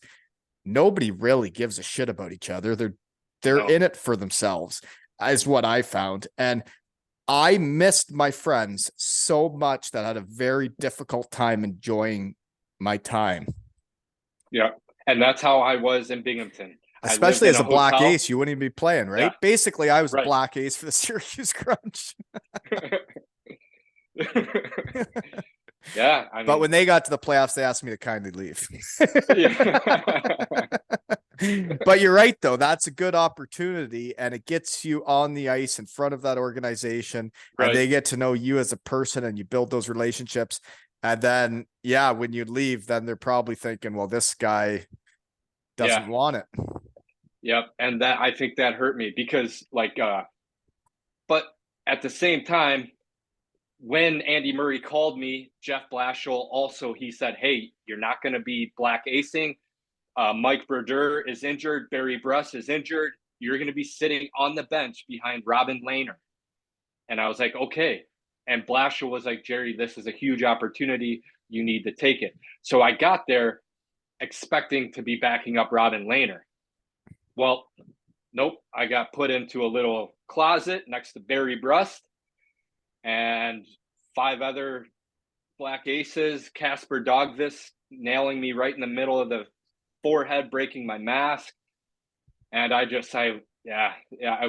depleted. I was depleted. I wanted to go home, No, miss the boys. and it's the mental side of the game that, like, when you it's like when I was a pretty good college player. I did pretty well. Was at Western Michigan. My team didn't do so well. I did everything I could.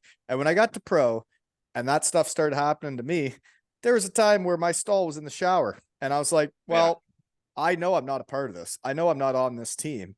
And then the team I have been on for 4 years, and all those guys are back there doing all that stuff, and I'm hearing about it.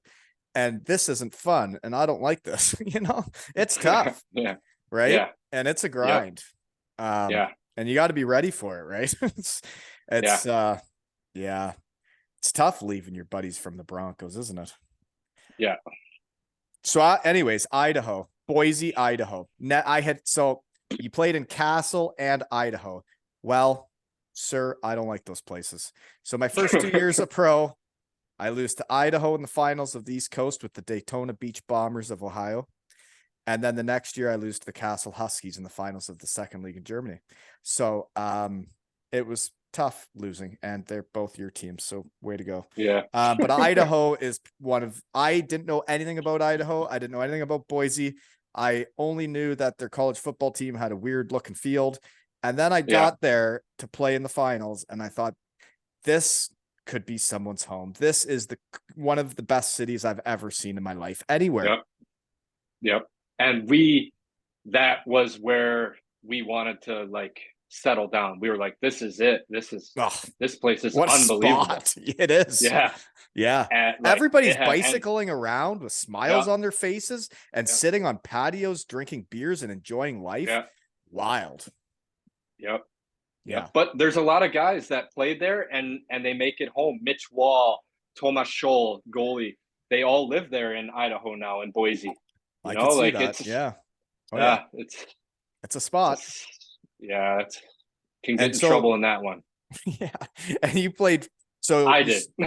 two games at Greenville, and then you moved to Idaho and you played 58 games for them. So that's 60 regular season games you played that year. Yeah. That's enough, right?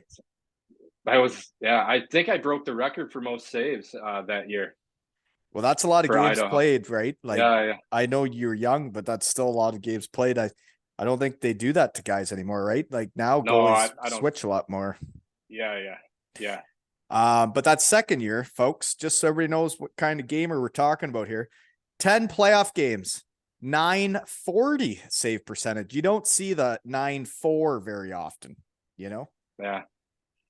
Yep. That was another. So what's that second round you got put out? 10 games? Yep. Yep. We played first round, we played Ontario, I think. And then we lost to Vegas. No, we lost to Alaska again, I think. So after you do so well, your 2 years in North America, what's the decision process of heading overseas to Slovenia and Olympia Ljubljana? Ljubljana. Yeah, honestly, I don't really know what, like, I had an agent and he obviously had a partner and he brought it up. He's like, hey, would you Be be into this? interested in Europe? Yeah. And I was like, actually, yeah, like, because I had that the year before, like, I play inline hockey. I used to play for the USA team, and we would come over here and play in like Czech and Germany, and I was like, wow, like, it's pretty cool over here. It sure But is. I really never thought about playing like pro over here. And then yeah, my agent like brought it up, and I was like, yeah, I'll do it. And so then pretty quick, I got signed in Ljubljana, which was in the Austrian league at the time. Yeah. And but they were that was I have some stories there. Like Yeah. some yeah, my second year getting paid in brown paper bags, and then I ended up having to leave because I didn't get paid for over 3 months. Well, I figured something like that went down Yeah, because when the research team gets hot and your leading import scorer is sixth on the team and hasn't played very many games, you're like, well, something financially went down. yeah, yeah. So the first year was awesome. Like, we fell in love with the city. Our daughter's middle name is Yana for Ljubljana, and I had a really good first year in Europe for the team we had. Like, I had a really good year, but I didn't really have many offers. So I re-signed for more money, and we were like, yeah, this is awesome. Really nice apartment. We get there, started off poorly because what I did is I paid for my flight and I asked them to just put the money in my uh, Account. Slovenian bank account. So when I get there, I have some money.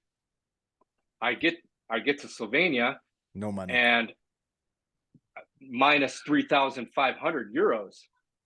They were taking all the money out, and I had no idea why. And I later on I found out that they weren't paying the taxes on my paychecks.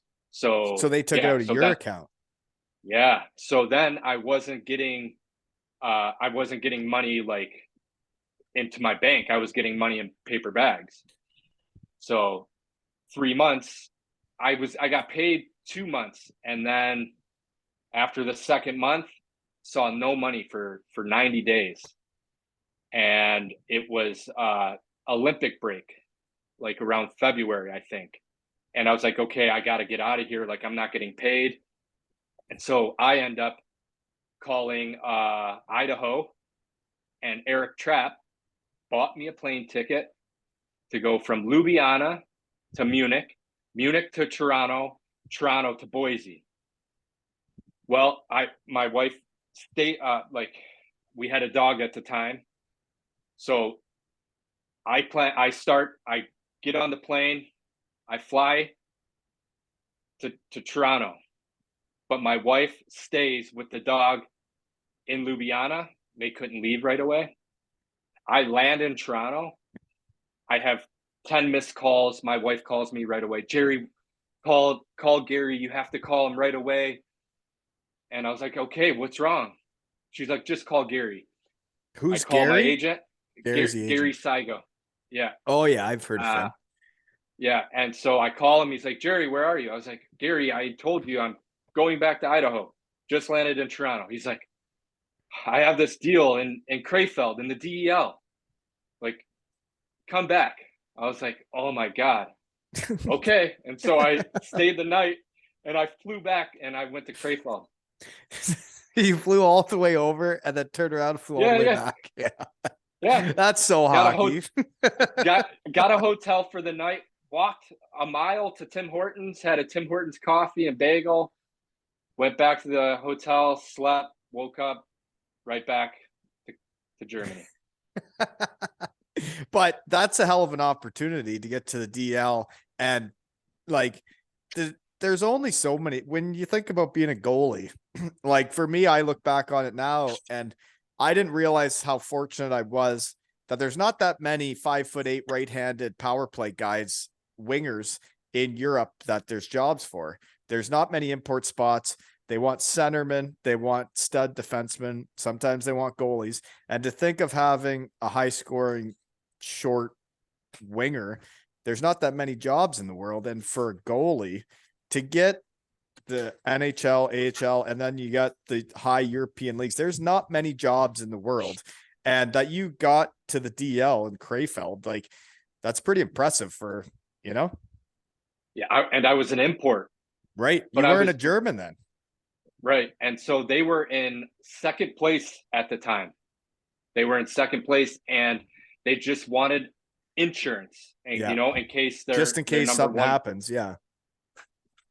So I get there and what happens? Their number one goes down, breaks his thumb. So I ended up playing Yeah. two You or played a few three. games. Yeah. And did I well. played in the regular season, and then the goalie came back, the starter. Yeah. And he started and he played the first 2 or 3 games and we lost, and the coach came up to me on the bus on the way back down to Ingolstadt. He's like, are you ready to go? And I was like, what? Like I've been the third goalie in practice. Like I barely get any shots, but I've obviously, I don't say no, I'm not ready. Yeah. I said, yeah, I'm ready. So I go into Ingolstadt and 10 minutes in, I'm down 3-0 or 4-0. Good stuff. Got yanked. Yeah, got yanked. Thomas Greilinger's coming down the wing, sniping me high blocker. Yeah. Yeah. That Well, was they don't always go your way, right? But you were there and you no. played. Yeah. And you Yeah. earned your shot. And but then did you not go back? What did you do the next year? Then you went to Italy. Is that right? I didn't have it. I didn't have a job. And this was a little on my agent. Like I heard he was, yeah, maybe pushing other guys instead of me places. And Yeah. and I had no job up until like the 1st of August, and I went to Brunick, and it was probably one of the best moves I could have made because I loved it, and playing in Brunick in that small little village, and yeah, It brought back the love of hockey and you enjoyed it and you were getting paid and stuff. we won a lot. I had like 8 shutouts during the year. Like I was lights out. It was fun. And my wife got pregnant. So like, yeah, it was a good year. Yeah. And that's like one of those mountain towns, right? In Italy. Yeah. Yeah. It's beautiful. It's beautiful. Like if I were at the age of like 32, 33, I would have stayed there and tried to like end my career there for sure. They offered me a 3-year like deal, but they were still in the Italian league and it wasn't the best league. And I ended up getting a new agent during that year, David Amonte. Oh yeah, I know him. Yeah, he's a Shed guy. He's been on. Yeah, he's a real good guy, great dude. And he got me in contact with Bremerhaven, and he's like, "Hey, you got a German last name?"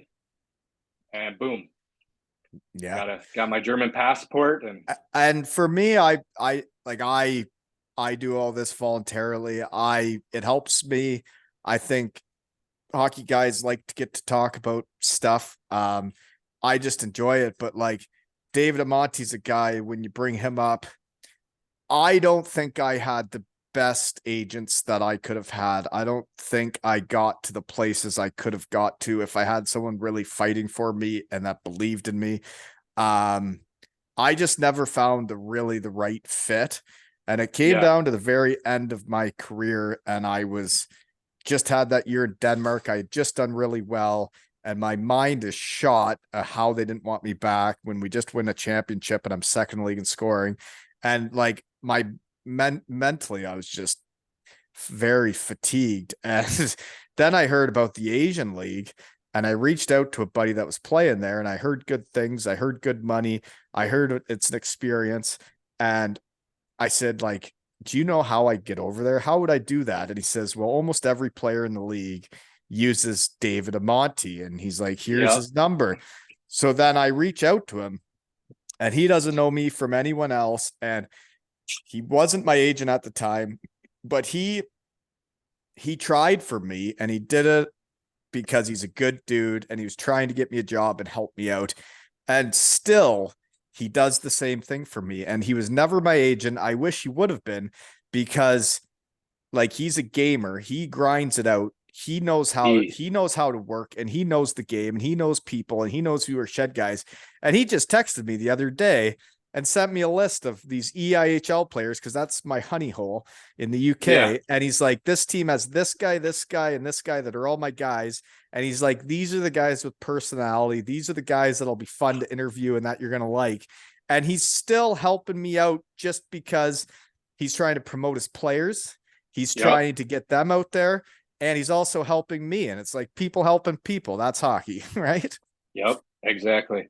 Yeah, David's a good guy. Like, nothing but good things to say about him. Yeah. So he was the one that brought up you had a German last name. So how do you get your German pass? Who's German? Like a great grandfather. I thought it had to be grandparents. Yeah. In Bremerhaven, it's a little different. Yeah. Well, that's cool though. So you went there as an import. So you play your year in Italy, and then you find this out. I'm glad it worked out for you, because I know another fella that had been told things of that nature, and then he went to Whitewater, Weisswasser, and it didn't quite work out the same way as Bremerhaven, eh? Yeah. That's a tough place to be. Weisswasser? Beautiful Whitewater. Oh, yeah. If you hear the name in English, Whitewater, Germany, you think, whoa, that must be a nice spot, eh? Right. Yeah, exactly. Right. But it's actually not, folks. But coolest rink in the world was there. The outdoor old school one behind the one that was old school, you know? Yeah. Did you see it? No, I only saw pictures, but like I got like the history, you know, like that was like the DDR, like stuff like that. Like Weisswasser played Berlin like 80 times a year. Two teams going at it all year. Yep. Yeah, there's quite the history when you get traveling around the world, isn't there? Yeah. Anyways, okay. So you won in Italy too, eh? The Italian Super Cups. That's probably, I'm thinking like the Pokal in Germany or the Challenge Cup in the UK. Exactly. The year-long tournament type deal. So then do you guys win the DL too to get promoted to the DL? No. So we ended up that year, my first year in Bremerhaven, we were the best team in the league. Like we were really good, but we had a rookie coach that had a little drinking problem, I think. And he ended up getting fired. We ended up getting upset in the first round. Terrible, like, taste in our mouth after the season, you know, like just. Oh yeah. Losing brings out the worst in people, you know?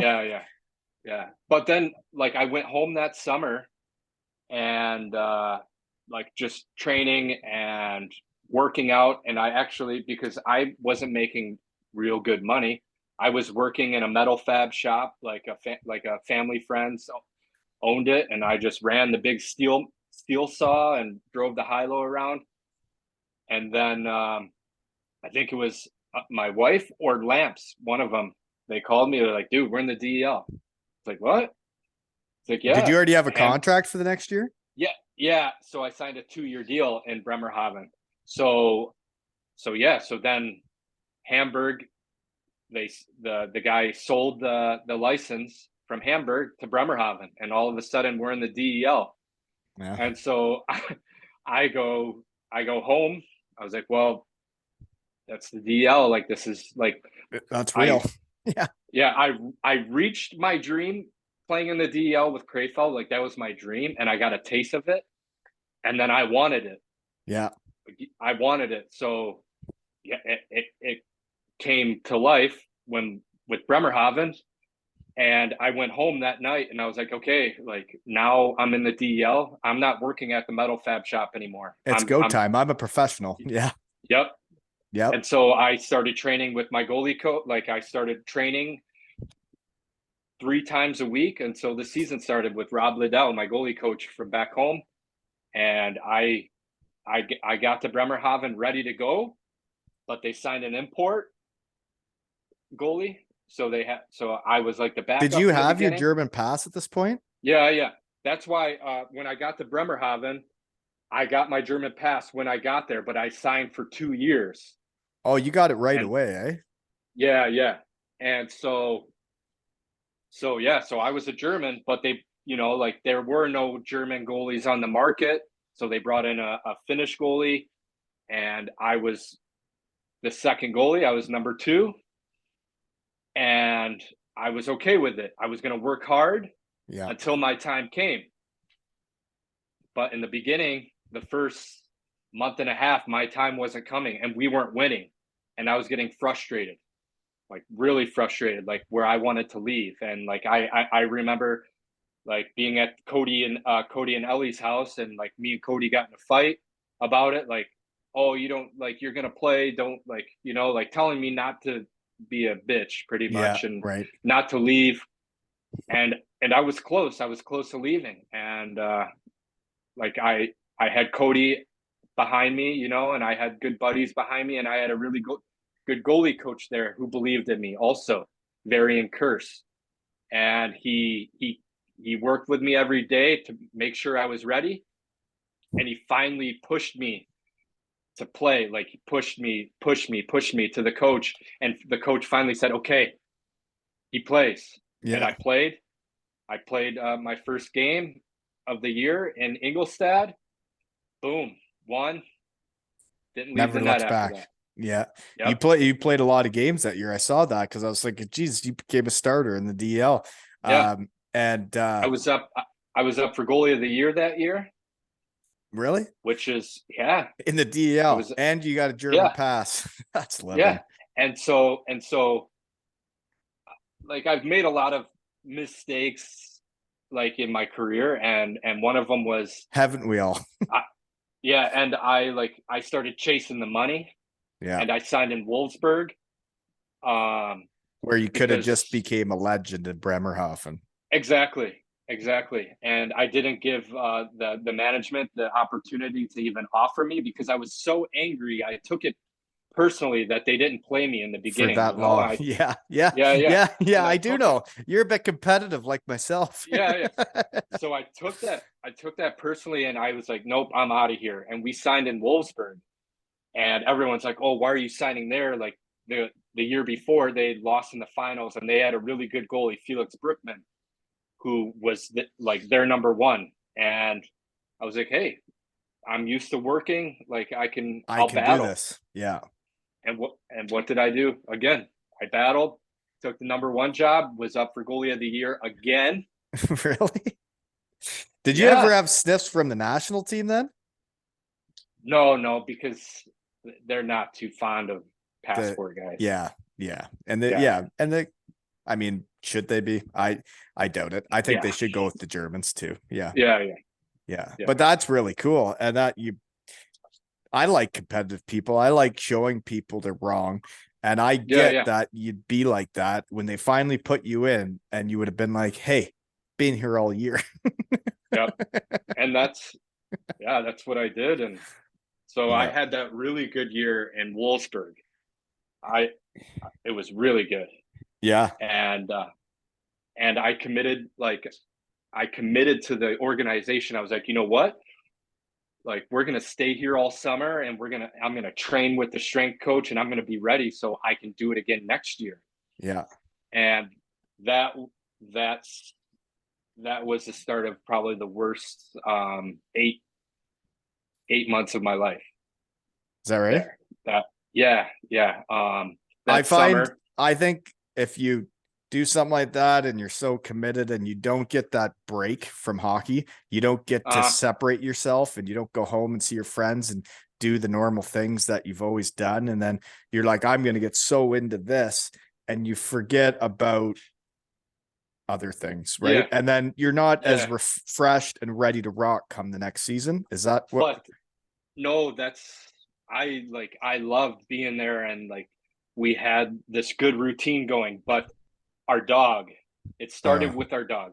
Our dog, she ended up getting cancer in her like mouth. And it was tough for my wife and I because that was like our first baby, you know? I do know. And we had to we ended up having to put her down. Mhm. And that was really tough. And so we were like, okay, like let's get out of this slump and let's go home. So we a couple weeks later we fly home. It was just going to be a 3.5 week stint at home.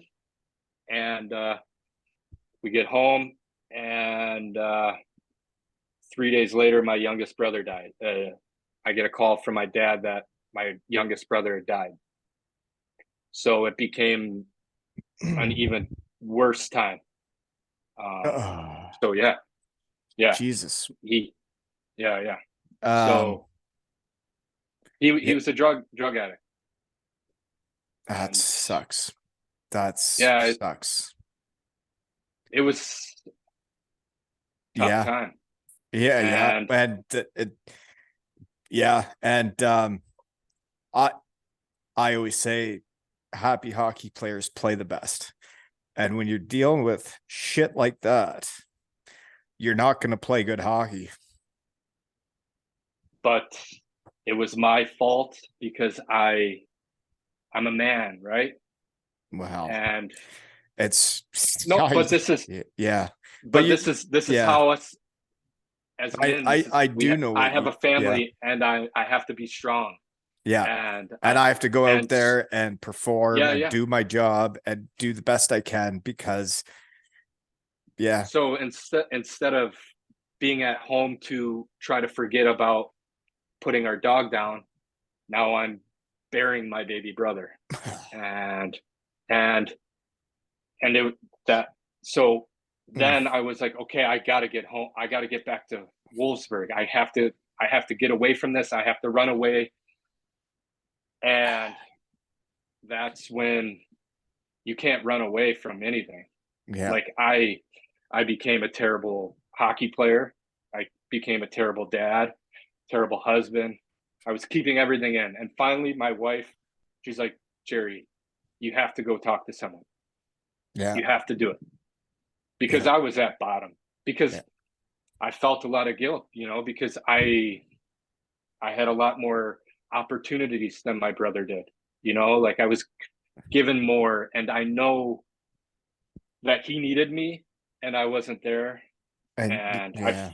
I had so much guilt. It was terrible. And yeah. And so I finally went and talked to someone, and it was the best thing that could have happened for me. And and it didn't help my hockey because we were a bad team that year, and I wasn't playing much. And it's like something someone told someone that I needed to change. And so yeah, Rico Rossi, who was the Shed sports director Shed guy. He's been on. and I will all forever love this man for getting me out of my Your dark current place. state of mind. Yeah. And he brought me here. And And it in the became home and yeah, and it was uh, changed my life for sure. right. Like Right. Yeah. Um Rico is also the one that took me after I left Beatingheim. Yeah, Yeah. Yeah. I went to Helbron with him and did the best I could for him. And yeah, he's a good dude. great dude. The way he treated my family. Oh no, big storm coming. Yeah, the way he treated my family and just brought me in, and unfortunately he was let go after that year, but I stay in contact with him. And yeah, like if he ever needed a goalie coach or something, I'd go coach work with him in a heartbeat. I he yeah, I enjoyed playing for him. I always liked him. That's why I had him on this. Because Yeah, I know what it's like in Germany. And it's like that coach that never gave you a chance in Bremerhaven that like finally did because people kept pushing him to. It's like yeah, those coaches in Germany, they can get bullied by fans, by the media, by other people of who to play, and that them taking a chance on the German pass guy instead of the import, everybody's gonna be like, what are we doing? What are we doing? Right. And it yeah, takes a guy to step up and say, I know what this guy is about. I know who he is, and I'll take a chance on him. And when I was getting escorted out of Bietigheim, and he's 30 minutes down the road saying, I've watched you play for 4 years. I want you. Man, that can mean a lot to a guy, right? for sure, for sure. Yeah. Yeah, it's Yeah. but things happen for a reason. Well, and You know, I totally get why that connection with Kassel, the fans, the town, the community, when you speak of it that way, it makes more sense how yeah, hard this would have been recently that you're not going back because you are part of it. And it's always been thought of as the positive in your brain. And then when it's not that anymore, it's yeah, hard, right? yeah, yeah. But see, I when I was told, like, I had no hard feelings towards this place. This is my home. I just I had hard feelings with the people that made the decision, you Yep. know? So Yep. I still this is still my happy place, you know? Like I after my brother died, like it was a long time coming with my brother. Like he battled through the addiction for over 10 years. He was in prison for 2 of those years, and then like it kind of was a reason that my parents divorced, and like my family, my parent, you know, that side of my family, it's hard, it's stressful, you know, it's hard to see my mom with another man. It's Yeah. hard to see my dad lonely and by himself. Yeah. And yeah, Yeah. it's tough. Yeah. Yeah. Yeah. It's tough. Um, yeah, I know. Um, and I'm not even sure what to say other than you made it out the other side. Um, Yeah, yeah, it's and for me like it's not your fault that you got opportunities. It's not your fault you went places and weren't there. It's like thinking of my kids growing up and moving out. It's like they're all gonna go do different shit and you're gonna miss them like crazy when they're gone. But like everybody's got to go do their thing. right. Yeah. Yeah, and that's what, you know, like when I went and talked to the therapist, it's what she said, like you have your life, you have to do your life. You have a Yeah. family, you know, and it wasn't my responsibility to make sure that my brother was okay, you know? And yeah, like I have resentment towards my parents for that, you know, like I, that's why I stay here now. Like I know it's not fair that the grandparents don't get to watch their grandkids grow up, but I am taking care of my family the way I want them to, and I think that the way that my wife and I are doing it is the right way. Yeah. And I want more More for than your anything kids.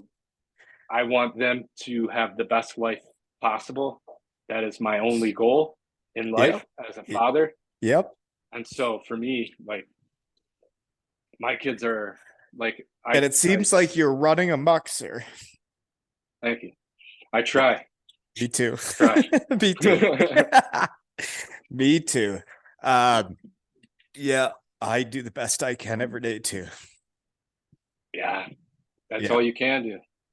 Yeah, you're right. You're right. And I'm happy you found a home there. And I mean, that life's about finding a home and like where you belong, where you feel right. it's home, right? Yeah. And Exactly. sometimes you got to show people when they're wrong and be like, well, watch this shit, right? Yeah. Yeah. Yeah. So I have no doubt that when you get to Hanover, you're going to be ready to rock and you're going to run amok, but then you're also going to be teaching all the aspiring kids how to be hockey guys, how to be people, how to live the right way.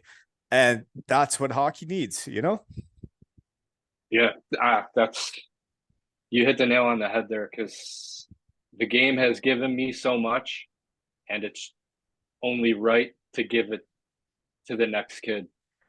When it's, And yeah. And like for me, coaching the kids is like when you see them become good teammates and like kind of like good people, like you don't say negative things about someone on your team. Say positive things, help them, make yeah, them feel better, you know, like be there for them, whatever they need, whenever it is, whether it's on or off the ice. There's so much yeah, stuff. And hockey needs the right people teaching people how to hockey. yep, definitely, Well, definitely. to be honest, I'm really happy we finally figured out when to do this. What I love so much about this is I like the unpredictability of kind of like what you were, where you just hop on a plane to Toronto and then you turn around and head back. It's like the unpredictability of our lives at the way they used to be. And then all of a Yeah, sudden you're in an office Monday to Friday for 40 hours a week. And it's just, you know exactly what you're going to be doing every day at every time. And there's nothing exciting happens. I woke up today not knowing I was going to meet you, you know? But seriously, yeah. it makes my day better. I'm, For me, the talking, this is like this has been my therapy out of the game. Seeing all yeah, my old friends, talking all the things out. I don't hate Beatingheim anymore. I don't hate Hellbraun anymore. I don't hate Sunderyuski anymore. I'm good with everything. I know what I yeah, did, yeah, and I know my teammates have my back, and that's all I need to know, right?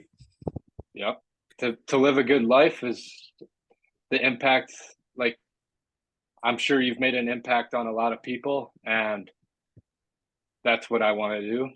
Yeah, Make an impact. and you will when you're coaching those Yeah, kids, and it's like I get your when you put it out there, the no bad days. Um, I mean, I had my struggles out of the game. Um, Nothing like losing a little brother. yeah, Um, but I try to wake up now like every day is a good day for living and do the best I can and run amok at whatever I'm doing, right? yeah. That's.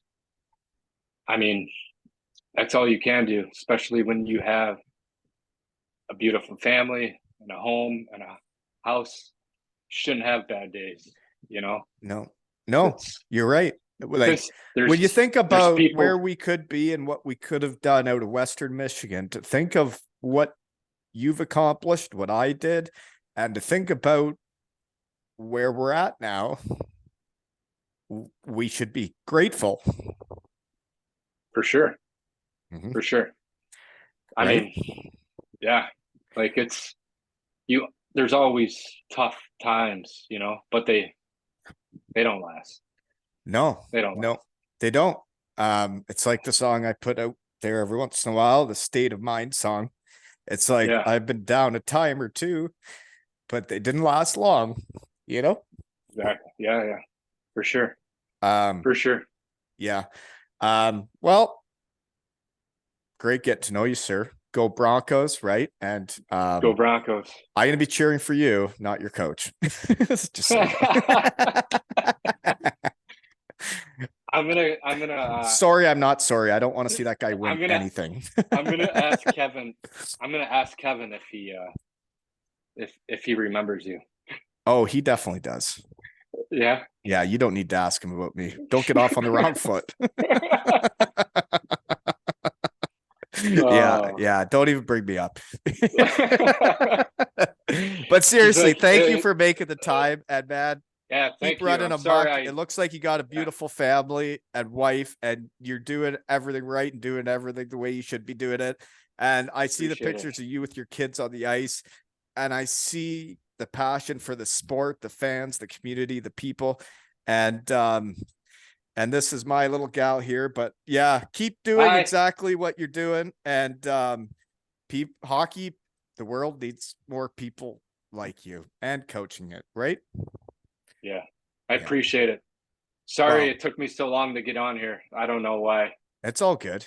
Talking helps though. And like now that you've been on and I finally lured you in, not to the shed, but my Yeah, kitchen, but next time, we'll do it again. maybe you and Lamps, eh?